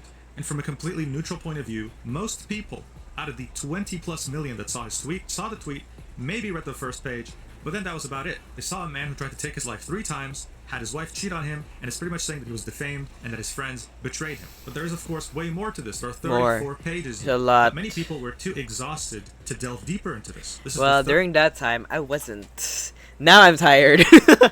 if I were to go through all it Phrase of the same again. drama that has been going on for over 2 years. 2 There's years. this one tweet with 4.2 million views saying TLDR, Nekopi cheated, Braxton lied, Tekton's an asshole, bro, never trust these Genshin creators, man, they all suck. Many people's points of views were converging on this. They just didn't care anymore, and they found everyone involved somewhat complicit and didn't want to delve deeper. As soon as Atsu tweeted this, Tectone said, Atsu has thrown a grenade trying to take me down with him. Bro brought up my name 100 times, going live reacting to all of them. Bruh, that's still kind of ew. What is that? Sorry, was that ad The disgusting? replies were mostly, But yeah, I do believe that Tectone is an asshole, dude. What the hell? Like, this guy just wanted to end me. This guy wanted to ruin my life. I'm reacting to all of it right now. Like, bro, chill. What are you doing? I'm literally at my bed right now. I'm so exhausted from this tea that I just wanted to like lay my back while watching against this. Tectone. As you can see here, just leave him alone, honestly. Constantly dogpiling on someone is pathetic and will always be. The fact that you keep attacking him makes me believe him more and feel pity for him. You are seriously pathetic. You're like actually evil. Holy shit.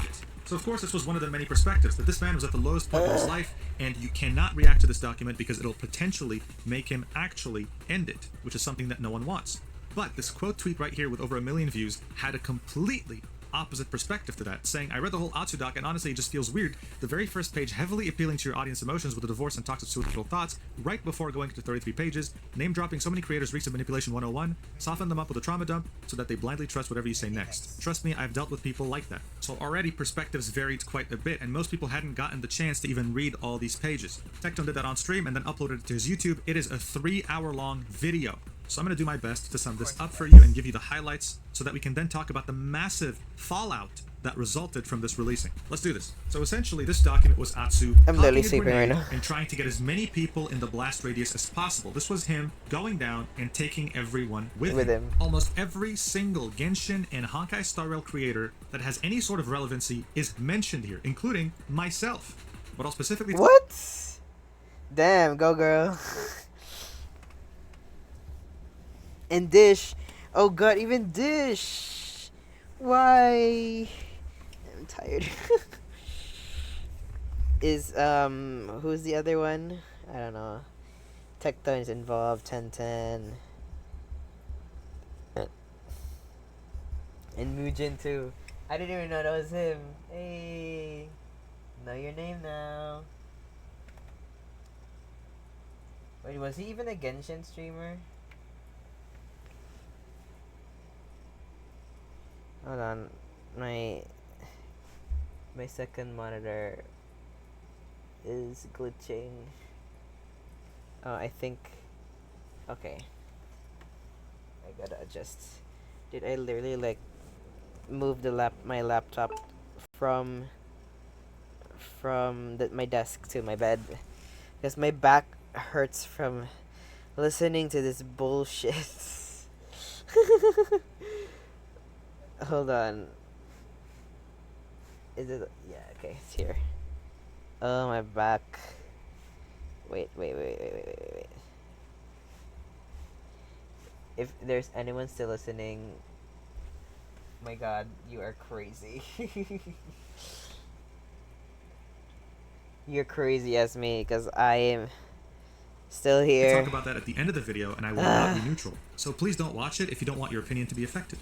The idea that everyone was mentioned here forced people that typically never involve themselves in drama to actually somewhat have to say something about this, or at least react to it. Yeah. Because many people still managed to avoid saying something back in Phase 2, even though it somewhat involved them as a content creator when we talk about the whole contracts thing. He brings up Bractophone's document again and says that everything in there was never backed by evidence, and that to this day they remain a speculation, which severely impacted his reputation. And he said that all other content creators were actually pushing that narrative as well. He then says that his own friends, Tuanto and Dish, made very public commentary on the drama, distancing themselves with words that would protect their own brand while utterly throwing me under the bus and painting me as the bad guy. Oh, I'm tired.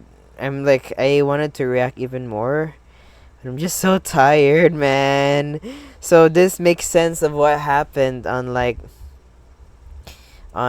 it makes sense on what happened during my Manila trip, where what happened? Dish was crying, and then oh yeah, Toronto was hugging her. Wait, that makes maybe that would make sense now. Okay, and then they definitely understand. Some of the people who are there understand what happened, and for me, Dish gets very good vibes, and something tells me Atsu was very, very manic, very, very manic when he wrote this. It was just like, bro, come on.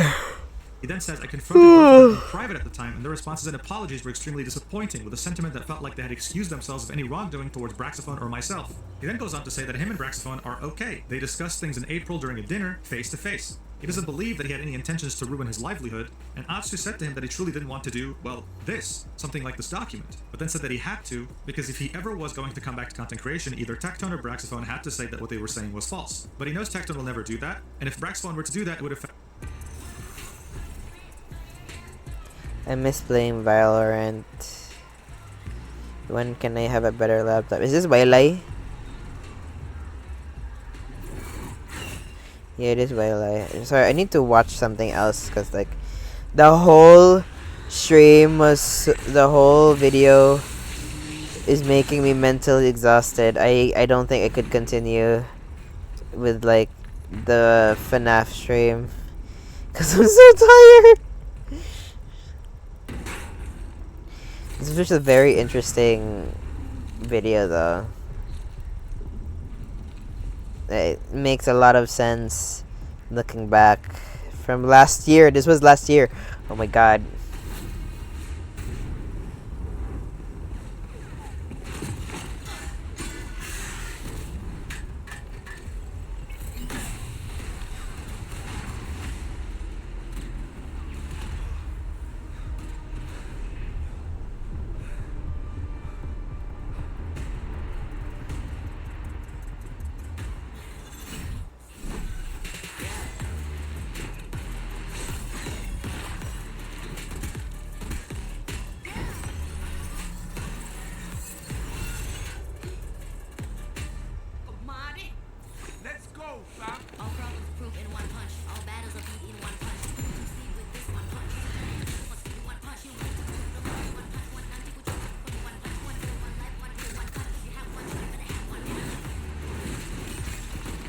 Me when I'm tired.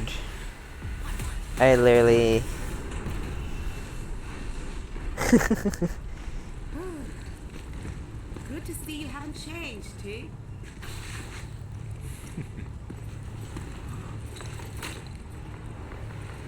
We got work to do. Okay. Negatively, so he can't expect either of Keep them to going. Immediately, he addresses what he found to be the most absurd narrative, that he has the power and influence to blacklist creators from working with Hoyoverse. He says it's ridiculous. But then, he says, I have vouched for people numerous times and gave my recommendations of promising creators. These are not limited to just my friends. I vouched for creators. I never interacted properly with, and he leaves evidence. We can just look at that right now.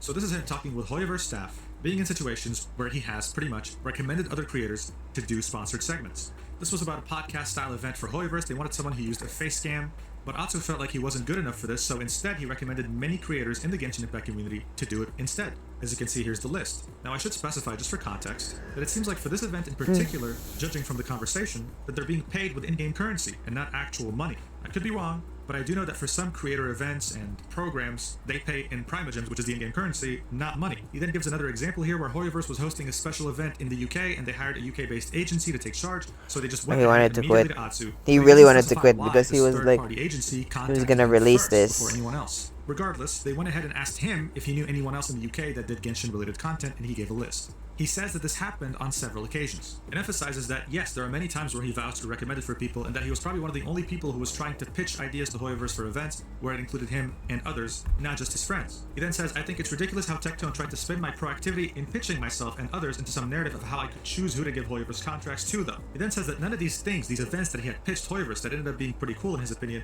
would have never happened if he didn't choose to be. Wait, stop. I saw Conquest. Can I read that part? Because Conquest in the Philippines. I live in Philippines. This was the same for Conquest.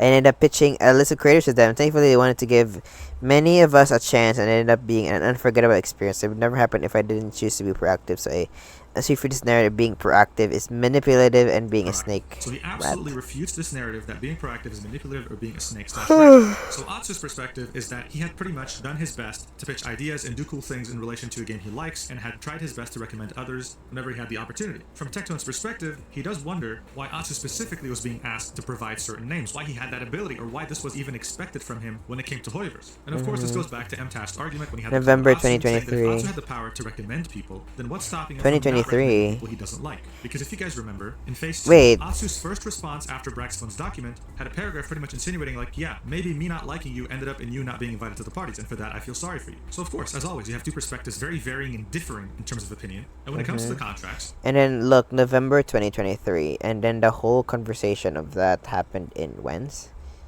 Oh, it was January. It was like the it's up month, to you to decide. year Did Atsu before. I'm truly so tired. manipulate Hoyoverse into giving contracts to only people that he liked, or was it truly just a few innocent recommendations and him trying to pitch some cool events involving him and his friends? Up to you completely. But don't decide too quickly because there is more context on the contracts. Atsu says that Braxphone has never been blacklisted from Hoyoverse, and if you just go on his channel and count how many sponsored videos he has with them, it's even possible he has the most out of any creator in the space. Now let's be neutral. Braxophone does always follow FTC guidelines and specifies if an ad is present in his videos. And I don't really see any recent videos that fall within that category that are sponsored by Hoyoverse specifically. Anyway, Atsu continues.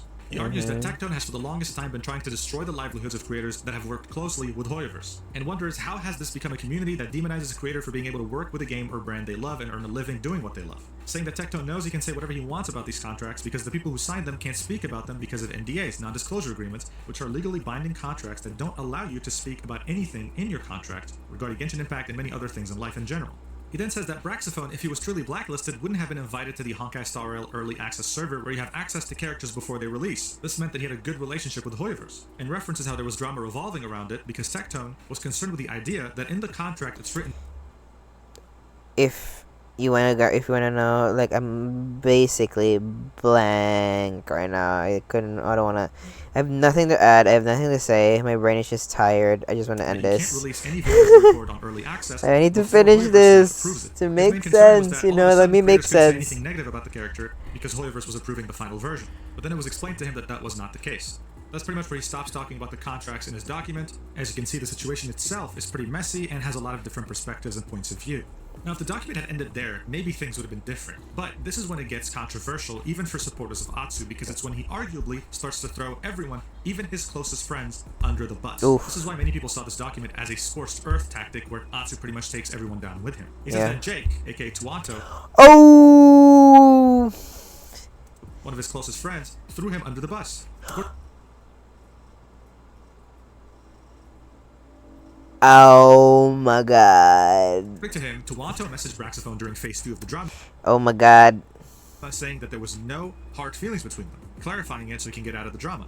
But Atsu argues that this is simply untrue and that Tuanto had problems with him for a while behind the scenes. What? It seems that Tuanto had a big problem with Brax for a while. Who's Tuanto again? This is Atsu. This is Dish. This is Tuanto? Or this is Anthony? I don't know who they are. I think this was the other girl. Right?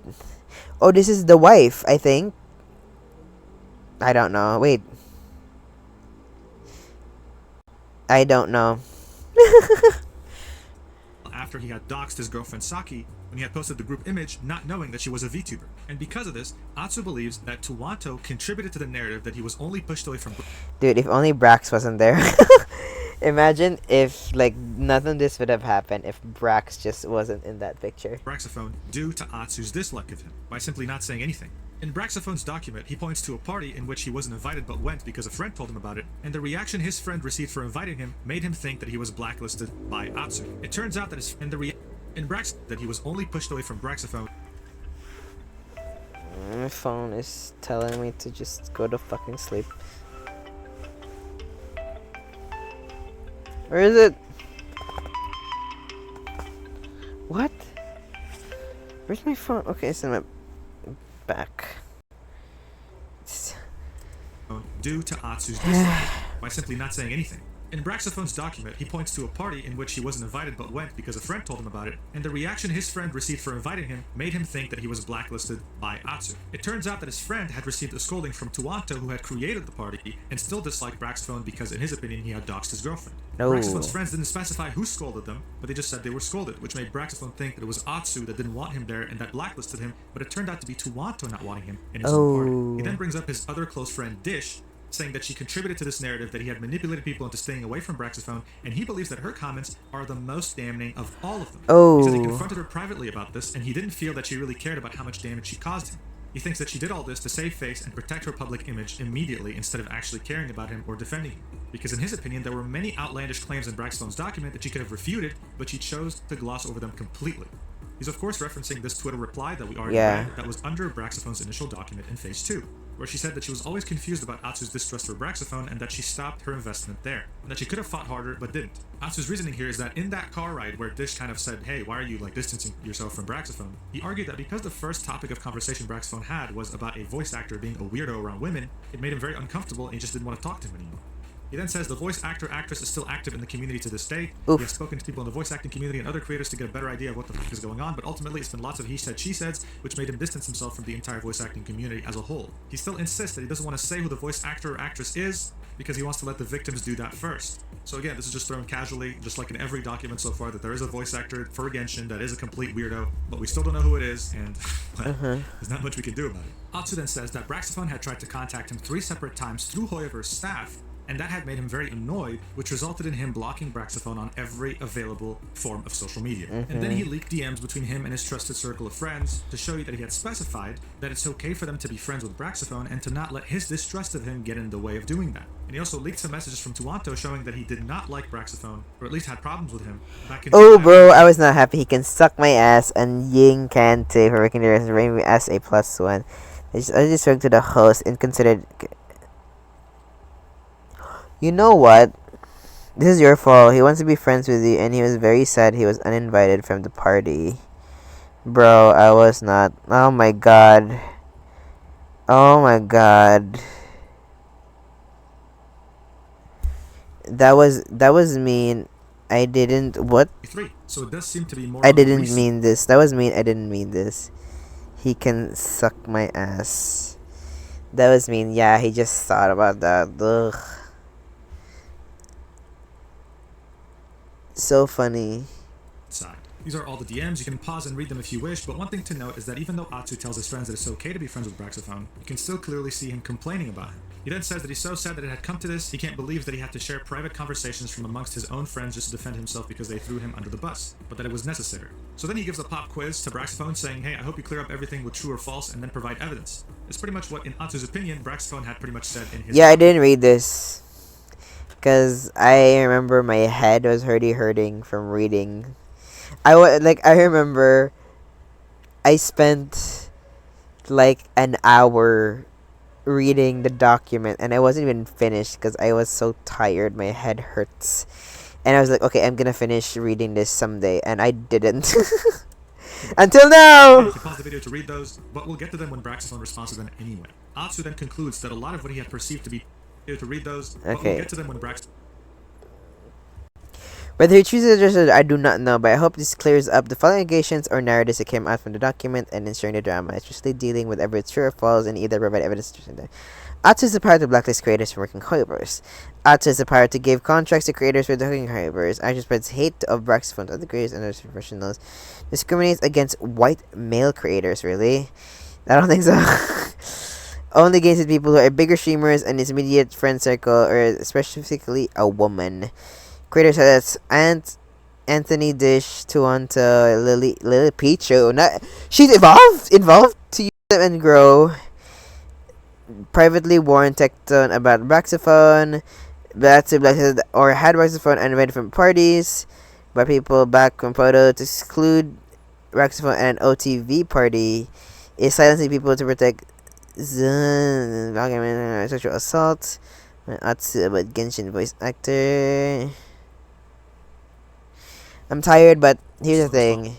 the thing that Tuwanto said earlier was Atsu then sus. concludes that a lot of what he had perceived to be genuine friendships were actually just transactional relationships all along, and it makes him so sad to see it that way now. That he lost so much money taking pay cuts to make things work out and get others involved in cool things, whether that was for Conquest, Hoyoverse events, sponsorships, or Conquest! opportunities, and it bothers him that Braxphone even knew about his pay cuts because these should have been between him and staff only.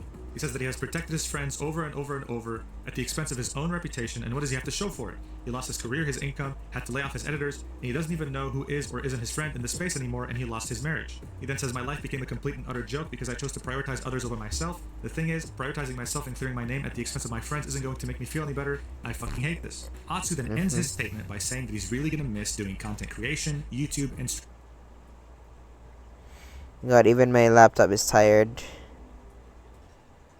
streaming regularly on Twitch, but hopes that he can come back and do it again at one point. He says he has some apologies to give and some short open letters he wants to write, which he'll leave at the end of the document, which is pretty much where every name of every content creator almost in this space was mentioned, and then ends it by saying an important message, which is, I know some people will be concerned about me because this document might read as a super side note, but I assure you I'm doing no. The forward program gave me skills, recognition, exposure, Ow! confidence, and made me believe. Okay, thank you to those from my community and friends who stuck by me through this entire ordeal. I love How you long so is much this more than video? P.S. If you see me on a dating app, no you didn't. So look, even Ew. from a neutral point of view, I do find it unfortunate that this was written here on the 16th page of the document, because again, being completely neutral here, the majority of people did not make it this far, okay? Most people just read the first page if they even opened the document and then just stop at the tweet, and that's where they stopped. You have many people worrying about you and hoping that you're not going to end your life anytime soon, so something like this would have been cool to have closer to the first page. But this definitely makes everyone happy that, you know, he's not going to do anything crazy anytime soon, at least in his own words. So now we get to the point of open letters and apologies. Wait, I read this part. Wait a minute. Maybe I skipped that part and then skipped to this part. So I'd say around half of these content creators right here are apologies that he couldn't befriend them, that he couldn't go the extra mile and actually talk to them or give them the time of day. But in a lot of these, there seems to be a recurring trend, either paranoia over them being fake nice to him, or the fact that he saw them speaking with Braxophone or knew they hung out in the same circles as Braxophone and made him paranoid into thinking that Braxophone had somewhat tainted their image of Atsu, of himself. And then the other half of these creators are people who, in his mind, contributed to his downfall in Phase 2, and he pretty much confronts them over it. There's a lot of people here, but the impact they had on Phase 3 had varying degrees, so let's focus on the ones that actually had a huge impact or even fallout afterwards. One of the people he apologizes to is Brax, saying that he's terrified of the repercussions and fallout that he may face from all this, whether it be from Hoyoverse or Tectone or other drama creators. He wishes that this miscommunication that happened between them initially could have been avoided and that they could have been friends. In another universe, of course. That's what he says. He says to Asmongold, despite your intention being to expose me and label me as a rat, I still appreciate that you tried to remain impartial and that you constantly demanded hard, irrefutable evidence from both Tectone and Braxophone. He then talks about Goose Egg yet again and says that he's found out that since they talked in private, he's gone to Tectone and talked him behind his back. Oh Atsu no! reiterates that he feels very bad for calling him a discount copy of Tectone back during the Phase 1 of this drama, but that it isn't his fault that he had to move out of Tectone's house after they had problems, like with the security camera issue. He says that that's not his fault, and that he's disappointed because No, that was kind of your fault because, like, because of the fallout, he has no money, no views, he no calls out Mutahar from sponsors. Some Ordinary Gamers, saying that he doesn't know much about him, but that there was a time when the wave of hatred towards him spiked again, and he discovered that it was coming from him platforming Tectone and covering the Genshin drama. He asks him to please do more research, because he has a huge audience and his words have a lot of influence. And then of course he brings up Tectone, in which he also leaks the DMs that had been leaked already in Phase 1. This time revealing that the yes men that he hid in his video showing the DMs were actually Tuwanto and Dish. And many people didn't really know that. He says that they've had a lot of ups and downs, but it's only been downs for the last 3 years. He reiterates that he never forced Tectone to reveal DMs with him, and that he still remembers Tectone walking into Goose's room while he was streaming, asking, is Atsu gonna leak my DMs? And Goose saying, yes. He says he truly believed Tectone was a good person, loud and obnoxious, but with a good heart nonetheless. But then realized during the Kelsey/gaslighting drama that Tectone wasn't actually good-hearted and that he was someone that Atsu didn't really know. This drama, by the way, is where Tectone was talking with a chatter in his stream saying that he hates when people use the word gaslighting incorrectly. He then claims that he was always real and honest because he had even called his closest friends Tuwanto and Dish yes men towards him. But there's one part that Atsu did not show from the DMs, and it was, according to Tectone, him saying that his therapists and psychiatrists are also yes men, arguing that only he can be honest with him. Okie doke. Well, if I self-destruct, you can tell me I told you so. That's not the point, Techie. Just let me ask you a question. What does me not wanting to get help from specifically you prevent me from getting better? I don't want you to get to that point because you're limiting yourself to an echo chamber of yes men. Who do you think I'm talking to? People that will not check you and have your back regardless of whether you're right or wrong. I'm talking to a psychiatrist and a therapist. Do you think they'll just tell me whatever I want? So let me just show you. This is the guy. That I'm not allowed to talk to anybody else. I can't talk to a professional therapist. I can't talk to a professional psychiatrist. I will be honest, therapists are also yes men. I had experience. I don't know, maybe not all therapists are yes men, but like this was with a therapist. What can you do? Like, as you notice, do you think that your actions are good or bad? And I'm like, are you bored? Is Atsu. And then adds that Tectone has successfully cultivated a community that actively craves and celebrates drama. From his perspective, even after their falling out in 2022, he still cared a lot about him and only saw it as two friends butting heads together. He also shows a DM between him and Rich Campbell, someone who used to be a part of OTK before being accused of SA. Before that happened, Rich had brought Tectone and Dr. K together to have a live therapy session on stream. And here's a DM from Atsu to Rich thanking him for doing that because he felt like it was a good thing for Tectone.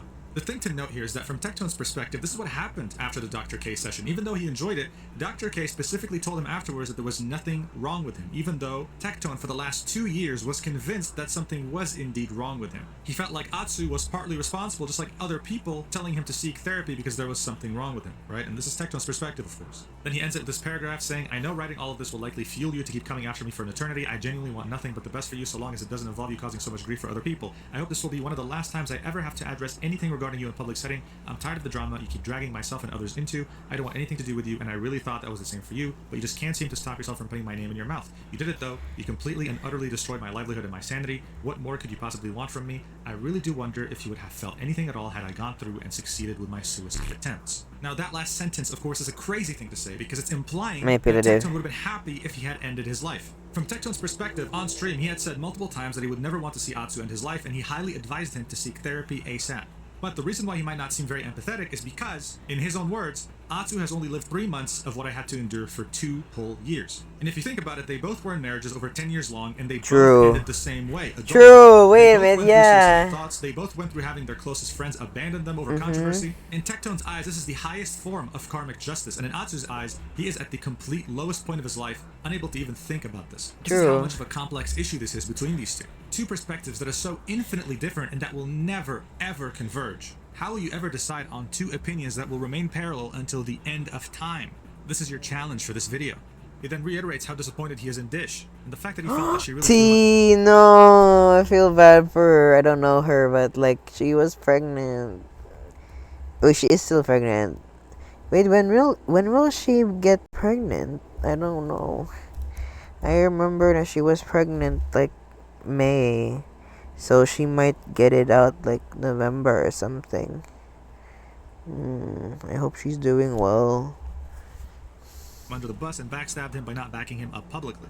And he doubles down and says, I firmly believe that part of your judgment was influenced by a desire to protect your public image. He even adds at the end that she had sent him a 10-minute voice message on the 8th of June, so right before he was going to publish this document, but then says, I apologize, I can't listen to it right now because after 5 seconds, I feel triggered.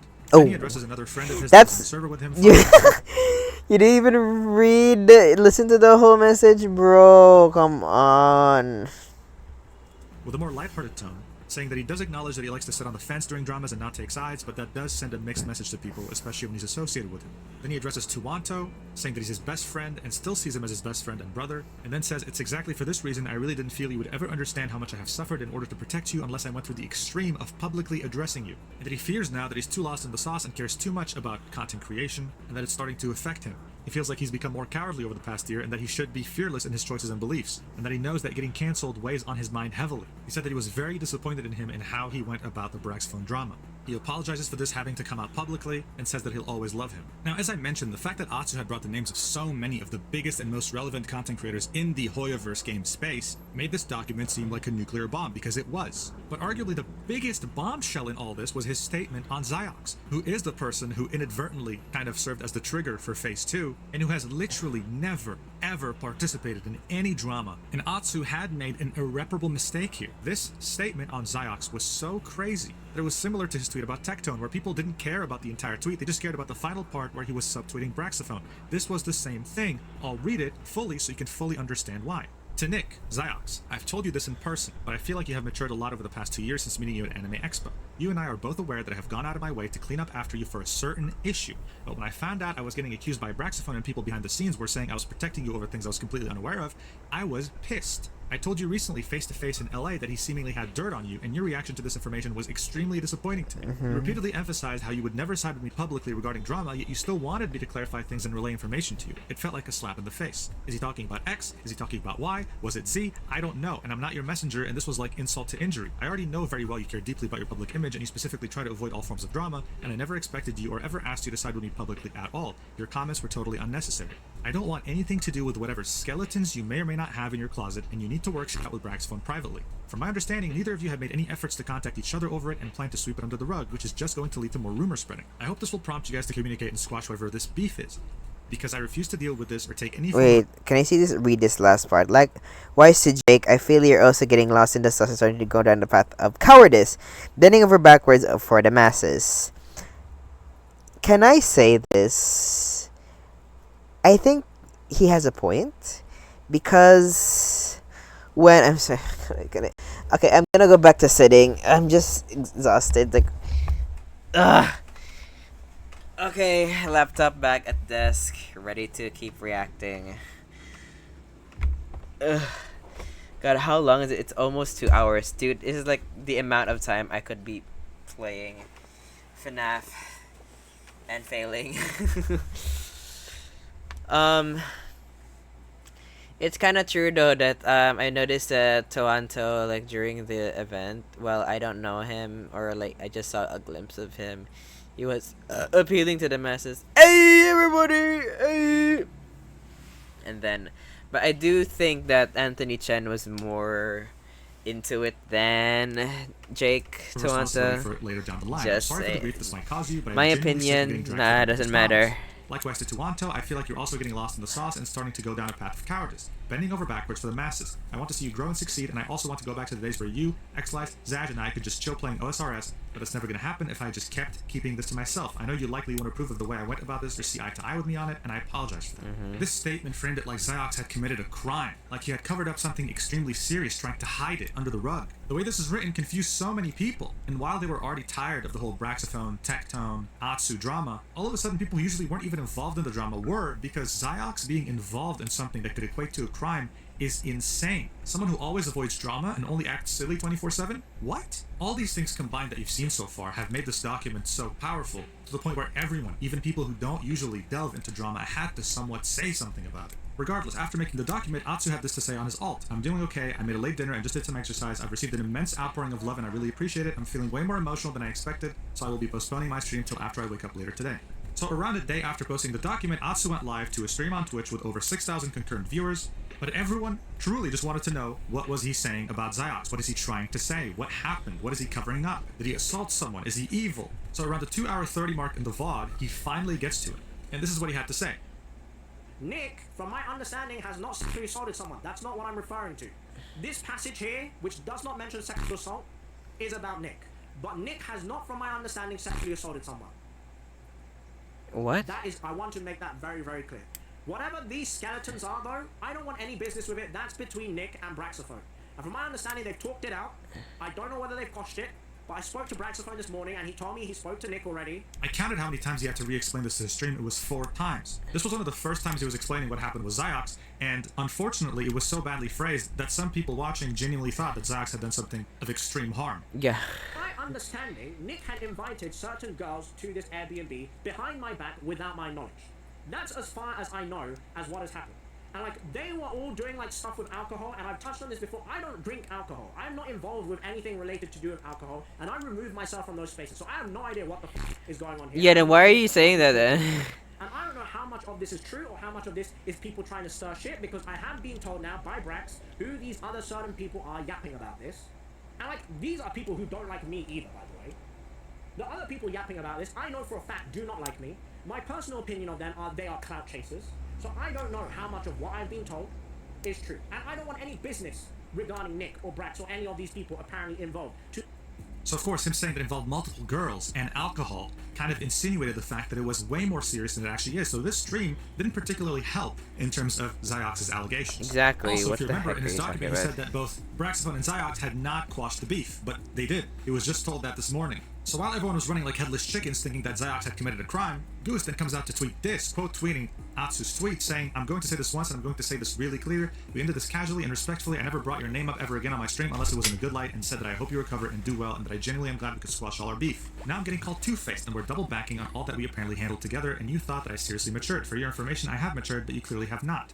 I wish you no ill will, and suicide and adultery is no joke, and I would never wish that upon anybody, especially when I have gone through both. But do me a favor, and if you're going to spread misinformation on the internet again, after everything you did to me in the past and completely destroyed my streaming mental and career to this day, and I can't still feel right streaming after all that happened to me, please keep my name out of your fucking mouth. Don't take others down with you when you fall the hardest. Goose, the discount version of Tectone." Then adds, "I also want to make clear after all this, I still forgave him, and this is what I get in return." So that happened, but again, everyone was truly just waiting on one thing, and one thing in particular, which is, what did Ziox do? So all of a sudden, you had Glitter, who is Ziox's friend, girlfriend, acquaintance, roommate, I have no idea, but they're just always seen together, tweet, "Oh, so we're lying now," to which Ziox replies with lyrics from Kendrick Lamar's Euphoria that say, "But don't tell no lie about me and I won't tell truths about you," indicating that what Atsu was saying was a lie. He was pretty much taking it out of proportion. But most people were unsatisfied. They wanted an actual response to this because the allegations were seen as that serious. Braxophone then, the day afterwards, tweets, "Please stop lying about me. All of this goes against what we spoke about one-on-one," referencing the dinner he had with Atsu in April.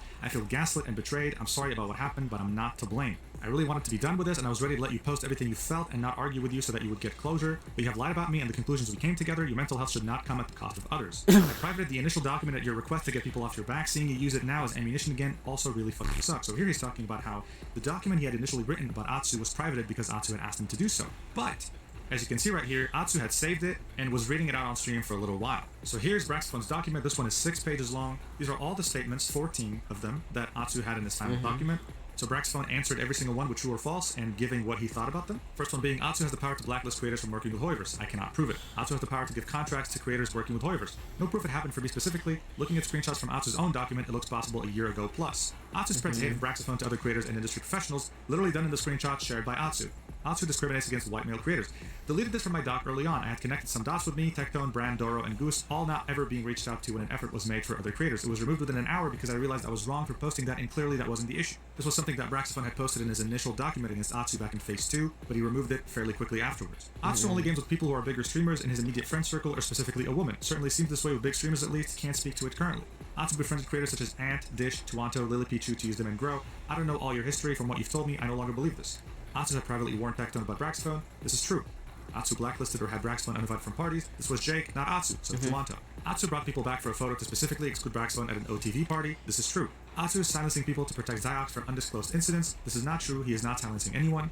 Atsu is covering up a sexual assault. I don't know where this came from, but no. Braxophone warned Atsu about a Genshin voice actor/actress at OTV party. I did as I was asked to by another voice actor the same day to warn other creators who have collabed or might collab with them. Braxophone contacted 3 different Hoyoverse staff regarding Atsu.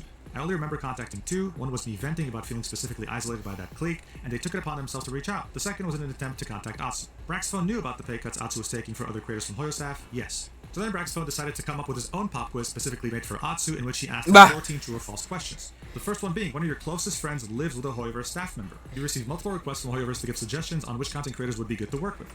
You have a private Discord where you joke about me with your friends. Not getting an invite to Jake's party is not the sole reason for my document. You made it known to friends that you prefer I do not attend events you're at. Posting sponsored videos does not mean that a creator has signed a long-term contract. You and or some of your friends were on the long-term Hoyoverse contract sometime within the past 2 years. Breaching NDA can have dire consequences. Sometimes NDAs can state that you are not allowed to disclose that you had an NDA or that the NDA exists with the caveat that it can be disclosed under a court order or other methods for legal action.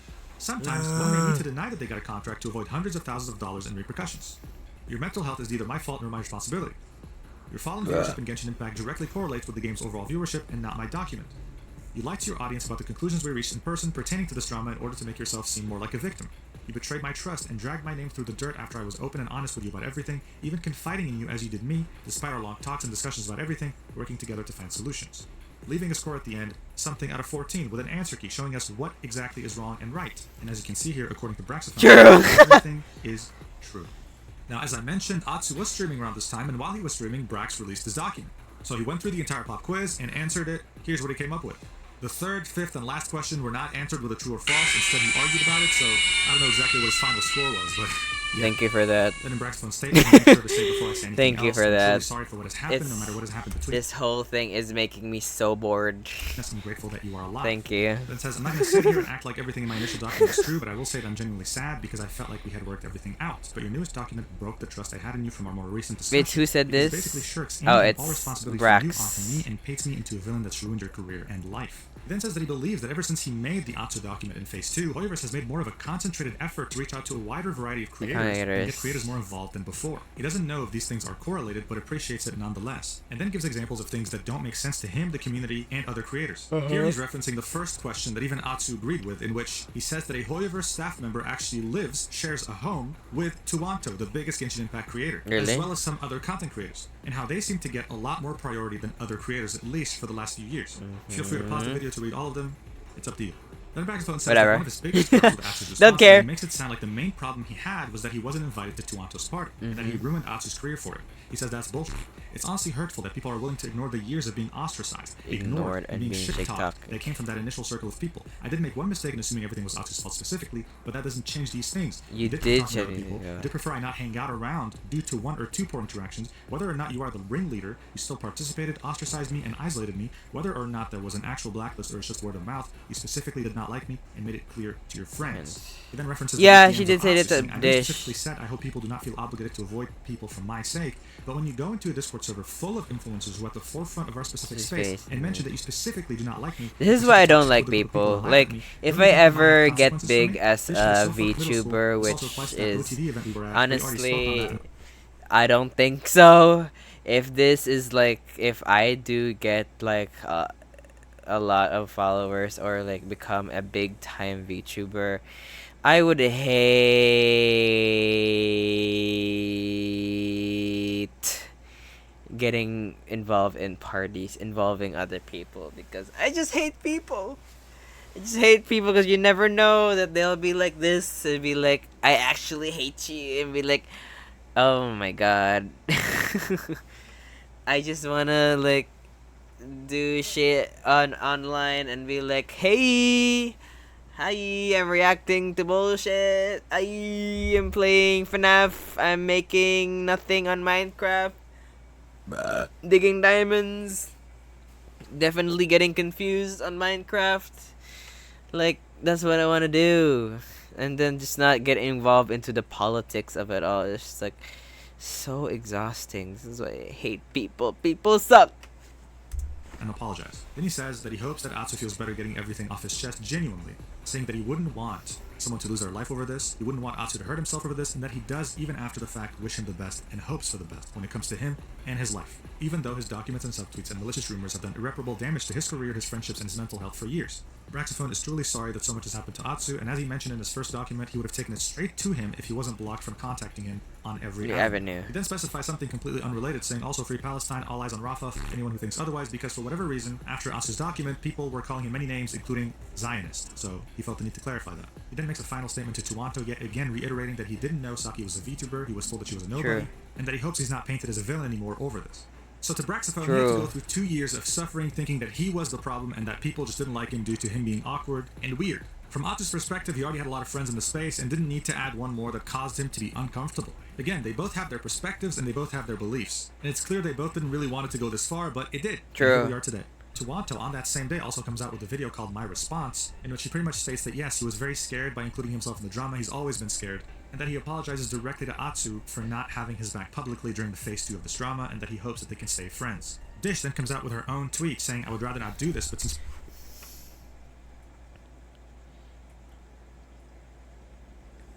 This part over with. Leaker. Oh, Leaker. This is the circle of trust. I can't tell about this.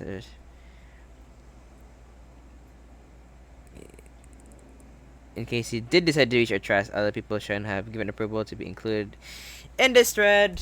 Oh god, private don't messages from poor the circle of Dish. trust have been aired out. I now need to show you some things to clear up Atsu's accusations against me. This is a horrible situation to go around. I just want to get this part over with. saying that Atsu kicked out everyone from the Bozo server that they had, all their circle of friends, and she saw it coming, so she took a bunch of screenshots of their messages in case he decided to breach their trust. This is a long thread. I can sum this up pretty quickly. This argues that she was there for Atsu during the whole way, and even warned him that she was going to make a post apologizing to Brax because she felt very bad towards him. They had calls, had messages, she was there for him, they all cried together, etc, etc, but she felt heartbroken that he had leaked the messages, that it has come to this, and that she holds no anger towards him, just hopes that he can find happiness and peace one day. Atsu, even though he said he was getting off the internet and won't tweet anymore, back just a quote tweet dish, and reiterates that even though a lot of things happened behind the scenes where she tried her best to support him, he still felt that when it came to her actions in public, he felt backstabbed and that she made him look worse. Like it doesn't care, it doesn't matter about public image, it's always about, like, your private life, it's always about your close relationships to your friends, it's never about the public, because you're always focused, it's like you're deflecting your emotions and how you feel onto Wanto, like he's getting crazy over the public view or over the fans, but isn't that what you're trying to do? Aren't you like deflecting it all the way to Wanto, even though you should be the one who's like even though you're the one who's like focused on the public image? Like, bro, stop being stupid. When she could have come out and actually supported him. Dish then replies to this post and says, "It is clear that we are never going to reach an understanding of what that happened or the motives behind each decision. I'm no longer going to try to reason with you. It's so heartbreaking that it has come to this, but I am moving on." Sad. So here Atsu felt really hurt by one of his close friends because they weren't fully in support of him in Phase 2. Dish, on the other hand, feels like she did what she felt was right. But she also got backlash for it because she's known as the very wholesome and friendly streamer / content creator. Even during Phase 2, some people started to see her differently. Her public image definitely did not remain flawless. With this altercation they had on Twitter and her final reply to him, Atsu looked even worse because now even his close friends were indirectly saying that this guy is beyond hope. Was she right? Was he right? Or were they both just bad friends? Who knows? It's completely up to you to decide. You know how it works by now. But again, at this point, what everyone really wanted to know was what the hell did Xiox do? So he finally goes live after a couple days to address everything. He says that first off, he's fully aware that Atsu is going through a very emotional and tough period in his life right now, and that he bears no ill will towards him. However, the way he wrote this was ridiculous, especially over something that happened, according to Xiox, 2 years ago.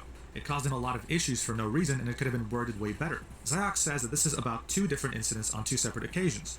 The first one being the Airbnb that Atsu had mentioned on stream. Xiox had a friend, let's call them X, and they came with a group of friends to a party that Atsu had organized. X then leaves with her friend group, wanting to get dinner, and said that they'll be back later. They come back later, but X's friends were all drunk. X's friends then walk into a room where everyone was sleeping, waking them up, which makes X and their friends get kicked out. Xiox felt really bad for X and kept trying to apologize because he didn't want them to feel like it was X's fault. And the other incident, let's say it happened with Y, was one involving alcohol, and it was Y was felt pressure to drink during a party by Xiox. They stayed there for around 2 hours, then left, and Xiox tried his best to clear things up and apologize to them, and apparently they're doing well. They don't have any bad feelings towards Xiox. Of course, he didn't show any DMs, he didn't show any evidence or whatever, because he argues that he doesn't want to just so casually show DMs with people like everyone else is doing, and just keep everything private. So this made what Atsu said definitely seem extremely exaggerated. And again, as I mentioned in Phase 2, when you have a huge document, it doesn't matter how well it's written, as soon as there's one hole in it, just one inconsistency, it is enough to bring down the entire thing. And this was such a massive inconsistency that many people started to doubt the entire document in itself. I mean, Xiox's community is one of the strongest communities in Genshin Impact, and they typically are not involved in drama. As you can see right here in the chat, people are like, what, that's it? As he's explaining it, that's it? That's the skeletons in the closet? There's no way. So it made them turn on Atsu, and all of a sudden, the document was truly seeming like Atsu had fallen and was trying to take down as many people as he can with him.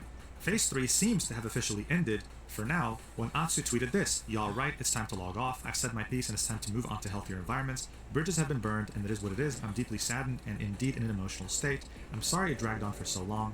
Wave." And as you can see from the replies, it's definitely not one-sided. Many people have different... All my shit caught up to me, so I'm going down, but not alone. So you throw us people under the bus for this, jeez, and never seen someone so determined. I am on something like this. You could have handled it privately. In private matters, yes, you gotta know about the Genshin BVP or the Hoyoverse. You know what? I'm glad I never played Genshin.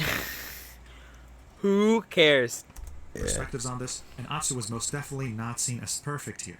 Everyone's hoping that this is the end of this drama that has lasted for more than 2 years now. But Tectone has expressed in his own words that he has 3 separate DMs with Atsu where it proves that he is a terrible person, even more so than he thinks he's already proven. Those 3 DMs are with 3 separate people. The reason why he hasn't released it now is because, again, in his own words, he's not a monster. He sees that Atsu is down, he doesn't want to bring him down further. He'll only release these DMs if Atsu crosses a line. And that line is the same line that Enviosity has already crossed with Tectone, mentioning partners, roommates, friends, family. Asmongold was asked about the Phase 3 drama and his opinions, and he said that without a shadow of a doubt, he believes that Atsu is in the wrong because of these DMs that Tectone has shown him. So is this truly going to be the end? I hope so. Breaking neutrality here to say I hope so. But one thing is certain, Atsu and Tectone are not going to be friends anytime soon. And this rivalry has dragged the entire Genshin and Honkai Star Rail community to war, sometimes even against their will. I don't know what any conclusion you might have reached after the end of this video, but it's your choice and your choice completely. Make it so that you can finally move on and not care about this anymore. In the end, even though Tectone might see himself as the winner, I think that everyone involved has lost. Yes. A lot. The three main people involved in this from the beginning, Goose, Atsu, and Tectone, have all experienced adultery, had suicidal thoughts, and felt like they lost their livelihood, their friends, their reason to live. One can't help but ask the question, could this have been avoided? Who knows? I just hope that we can avoid having anyone in this drama actually hurt themselves. And that's it. That's pretty much the entire drama from start to finish up until today. If you unironically watched until the end, you're actually insane. Yeah, I know, this right? Video was the most ridiculous I've ever worked on, so I really appreciate it. Now I'll be addressing why I'm in Atsu's document. But I'll be biased because, of course, I'm talking about myself. Duh. So if you've already made up your opinion and don't want to be influenced by mine, then hey, thanks for watching. Otherwise, let's do this. Alright, so I could not care less about this drama in the beginning of Phase 2. As I stated in my video, it would have been a stalemate just like Phase 1. Tectone versus Atsu would have ended the exact same way, whether it be Phase 1 or Phase 2. But when Braxophone got involved, things changed for me. In my experience, he's only ever been a nice guy, willing to talk and give advice without expecting anything in return. There are many people who have like sub 1,000 subscribers on YouTube who have DM'd him, he responded, and he gave them the same advice he would give someone with 100,000 or a million subscribers. So when he came out with his document against Atsu and detailed how much he has been suffering the last 2 years, feeling ostracized and excluded from the community, thinking that it's his fault, that he's the weirdo, and when he showed the DMs he had with Atsu, where Atsu pretty much spoke to him like a pest, like an insect, like, oh, I'm keeping you at arm's length, and I don't even trust you enough to tell you why. This resonated with me on a personal level. I moved a lot throughout my life and I made a lot of friends every time, but in one instance, I did have to deal with bullies. This felt like the same thing. Atsu to me was being a bully. In Atsu's initial response to Braxophone's document, it didn't really help his case in my eyes. It showed an Atsu that we're not used to seeing. Someone very angry, hot-headed, and not careful with their words, as he is usually. And when he slipped up on yeah, stream, it reminds me of Toast. whole photo incident, Just my being so opinion. confident that he had used a different My opinion. picture, even though he didn't, and had photoshopped Brax out of existence, this is where I made up my mind. So at this point, Box2, a Honkai Star Rail creator that I find really funny, quote tweeted a meme video that took the clip of Atsu saying, "It's not the same photo," from his stream. He said, yeah, Atsu needs to go. And I replied to that. I said, that's Wow. actually insane, man. Brax was literally there just trying to make friends. And they took another pic without him, but decided to use this one and Photoshop him out anyway. LMAO, this is so bad. Wow. And I mean, it's self-explanatory, right? This looks Yeah. bad no matter how you look at it, in my opinion, of course. Yep. This was included during Phase 2 in Atsu's final document. Oh, bro. He was involved in a tweet. That's actually insane, man. He was like this blue-haired VTuber Rosaki and wait. People are implying this blue-haired VTuber Saki, and I maliciously only removed Brax from this photo, and then I posted after it. It's literally content creator with over 1,000 spinning. So why did I edit Brax and Saki in the first place? Well, I know reading is incredibly difficult. Those who devote their lives to Tectone. Sorry, Tech. We all know reading is for you guys, so I'll discreet. And again, sorry. Apologies for my tone and dealing with these kinds of people. Do you explain in a manner? Understand? Do you see why I'm frustrated? Bitch, you're just what you call that word? Paranoid. Sikio. I think Sikio was the other girl that was in Manila. I think. Familiar name. Yeah, definitely. Seeing the people who will be attending this convention in the Philippines in 2023 is coming to see us. Us as in Anthony Chen, Atsu, Bao, BTMC, Dish, Los Pro, Who, Neko Pill, Who, Tuwanto, and Sikio. Yes, Sikio is definitely one of the other, I think. Not us, it is in the United States. Sorry, it wasn't clear to the Tectone writers. But about Braxophone and Saki, even though Brax and Saki weren't part of this group, going to feature in Conquest. Why this photo then? Well, going to... Dish's husband Joshua under the bus here. Sorry guys, love you both. My wife really drains me in my trips in America. So this is literally the only photo I had of all the people I wanted to announce on the Conquest post. That is absolutely fair. Atsu says this: people started implying this blue-haired VTuber was Saki and that I maliciously only removed Brax from this photo and then posted it after the party. This is literally a content creator with over 100,000 subscribers spinning this exact bogus narrative. And there I am, your boy. He argues that the reason he did this wasn't because he hated Braxathon, but because this was one of the only pictures he took where his wife was there, and he wanted to use that for conquest. Okay, cool. But I still don't see where I'm wrong. You literally did what I said you did, regardless of whether you wanted your wife in there or not. This was the only picture you took with Brax, and he was photoshopped out, regardless if you're using it for marketing or not. This is the point I'm making. It looks bad, and you made it look very bad because of your response. Yeah, on don't you stream. care about public image? Atsu, I mean, that's what literally what the public would think, you know? They wouldn't think that, no, this is what I'm supposed to do. That's literally me. I've got a feeling I'm not good for being famous because it's gonna be so bad for me because I know I'm gonna make a lot of oopsies.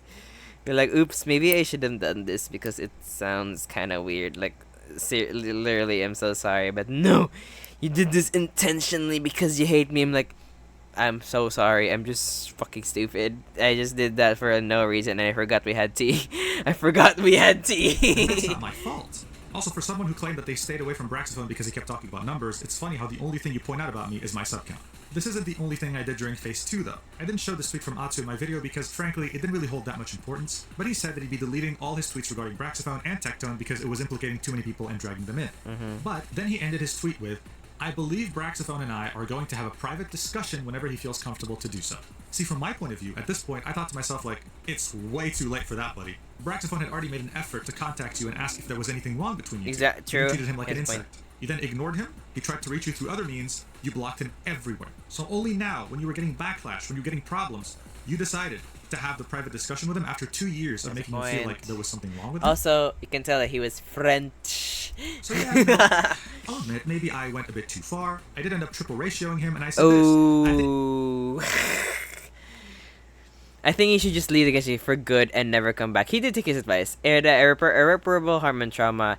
I like that he's French and he knows English. Yeah, just because he's French doesn't mean he doesn't know English. You're stop being racist. I'm so sorry. I'm so sorry. I'd like to apologize to my community of one person. I'm so tired. I'm so sorry. I think you should just leave the irreparable harm and trauma it should cause to the kind of people rescued taking away from things. Talking about privately privileges. Time to go to get Grandpa. See ya. I think you should just leave the Genshin community for good and never come back. The irreparable harm and trauma that you have caused to countless people over the last 3 years has taken away any of your talking it out privately privileges. Time to go to bed, Grandpa. See ya. And no, I don't really regret tweeting this. Look, at a certain point, you can be a fence sitter for all your life, have a cool career, with no downsides, but at the same time, when someone is being wronged, hell, if I'm being wronged, I'd like to think that the people I know would at least step in for me. I saw Braxaphone, who has treated me with kindness the whole time, and I felt like he was being wronged. It's called so being that's when I decided fair. to step in, even though, yes, it did risk the way people viewed me, it did risk my brand, etc. Because I'd like to think people would do the same for me if I get wronged by someone bigger than me, like Atsu. This is my reasoning, and I still stand by it today. So in this Phase 3 document, I get mentioned 3 times. The first one is here. Atsu says, I provided 55 pages of evidence and contextualization, but this arrived far too late, as the narrative had already been spun and set in stone by Tectone, as well as other creators looking to get involved like Boxu, Gotcha Smack, Mr. Pokey, Mtash, Mujin. The list goes on and on. Mujin! Again, I still don't see the disinformation I can. Why was he involved? But maybe I'm just biased. He was just like I adding, mentioned the second time supporting. he lists the alphabetical order of people mentioned at the end, and then I mentioned in this paragraph. He says, Temujin. Literally, Temujin, we never interacted, and my only answer is that you're a drama-focused creator. Likewise to others, I don't think you had as intention to cause shit for me, but you also made several comments and remarks that caused me grief. Okay, wait. Before I continue, let me just search what the definition of grief is. Like, what do you mean by when you say grief? Grief. Grif. A deep or poignant distress. Yep, caused by, which is fair. Caused much suffering. Trouble or annoyance. You know what? That's fair. Annoying or playful criticism. Yep, that's also fair. An unfortunate outcome. A mishap. A misadventure. You know what? He said it correctly. Caused me grief. The way you went about it was quite childish as well, and I hope you realize you also hold a lot of influence. Yep, here's me right now reacting to the influence. And if you're gonna cover so much drama, I also hope you go above and beyond to get all of the facts properly. Otherwise, you're just milking speculation and causing hurt for so many people. There's not much more to say than that. Well, he did it right here, folks. He got all the context.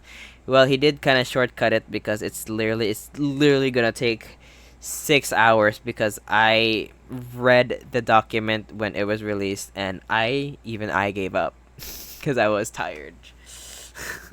Because I don't know who these people are, and now I get it. We've never interacted, and my only knowledge of you is that you're a drama-focused creator. Likewise to others, I don't think you had it as an intention to cause grief for me.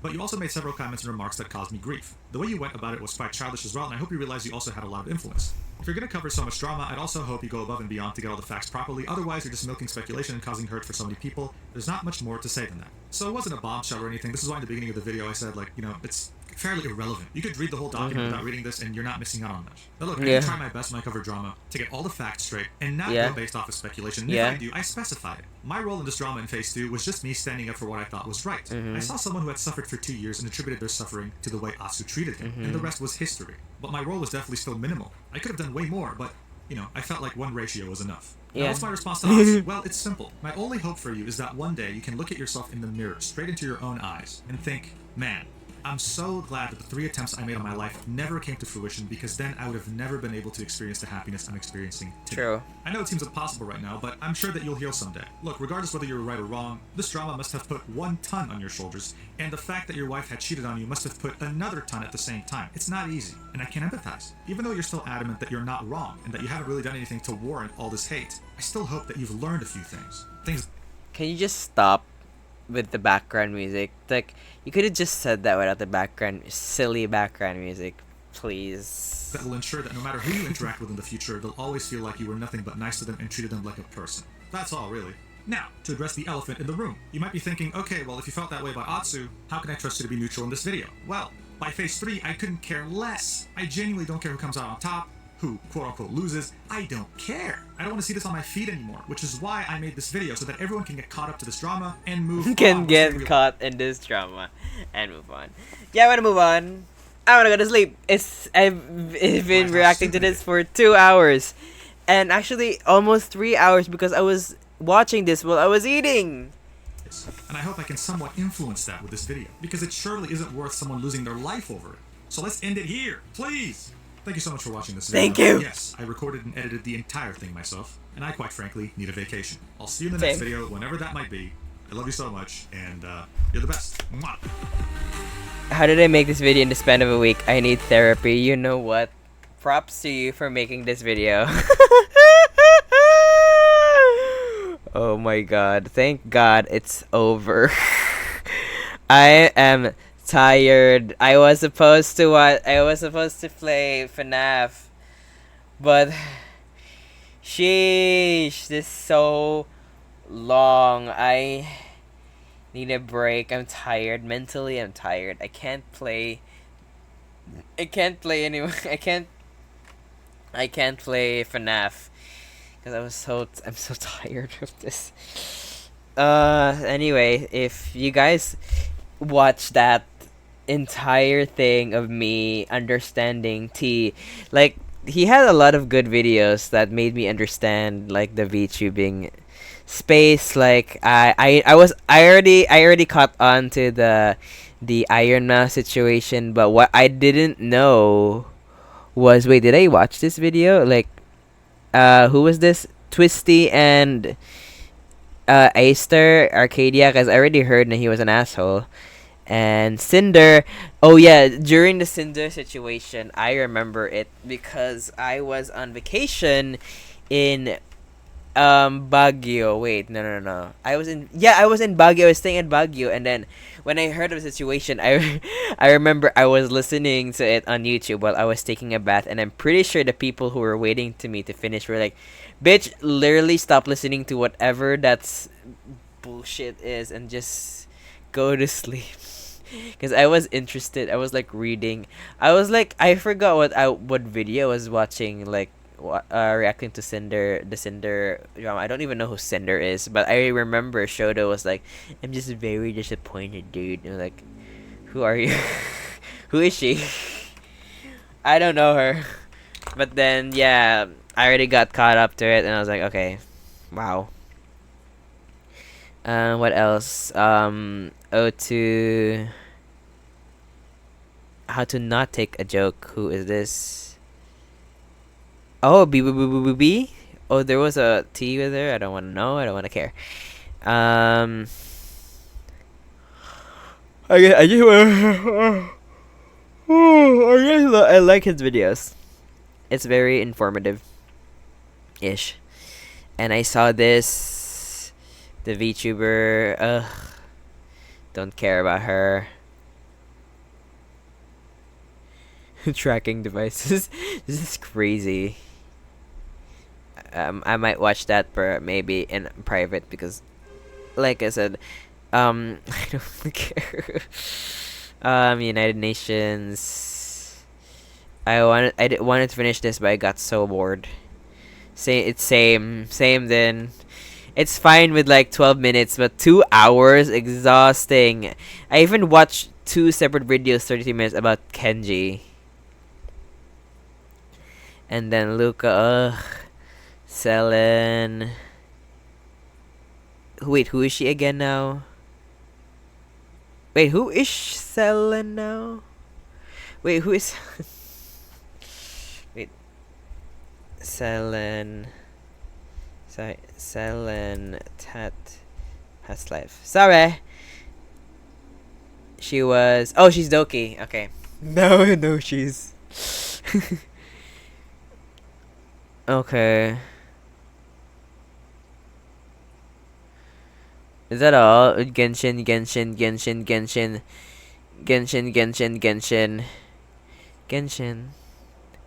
Well, I'm tired.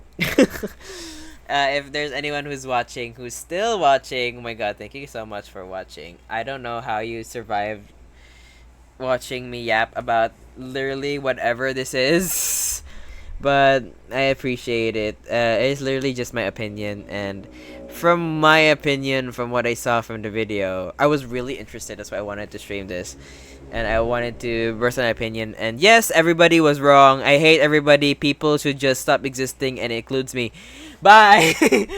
But no. There were like people who try to do good, and there are people who did not do great at all, or some people were just paranoid. Some people were just complete assholes. I would say Atsu was very paranoid a lot, and that definitely ruined his friendships. Something tells me he is bipolar. Like me. Like me. I'm not diagnosed bipolar, but I got a feeling that I am. But something tells me, like, speculation, hello, opinion, that maybe Atsu has some sort of paranoia disorder, but could be bipolar, because he's very manic and depressed. So yeah, that could make a lot of sense. And then Tecton was an asshole. Yeah, like, as much as I was supportive of him during part 1, phase 1 is like Atsu 1, but for me, I could tell, like, yeah, Atsu 1, but like Tecton, like, he was just dragged into it, and now, like, I can sense that Tecton was angry and very vindictive when it comes to Atsu now, because he probably tarnished his reputation. So I understand why he's like mad or angry about Atsu, but honestly, like, he could have gone the high road. Like, he tanked like on like allegations against his wife, but in the end his wife was the one like doing bad stuff, which is like, oh wow, he tanked. You could have like tanked a little bit more. All the people involved suck. People suck. This is why I'm scared of reaching out to people, because I can never know. You'll never know. 'Cause you never know what's like in my shoes. You'll never know like Everybody sees what they wanna see. It's easier to judge me than to believe. Always love singing that song because it's so relevant. But anyway, I'm so tired. I need to sleep because I have work tomorrow. I always have a basketball plan tomorrow. But as you can tell from the way I'm speaking, I am so tired. I have no energy. Thank you for watching. And I will see you tomorrow. I need to stream tomorrow because I did not play the game today. I apologize. I am so sorry for disappointing my community because I lied. Anyway, I'm sleepy, which is not a lie, and I have work tomorrow, which is not a lie, and I'm going to play what did I play? FNAF tomorrow, which might be a lie. Goodbye.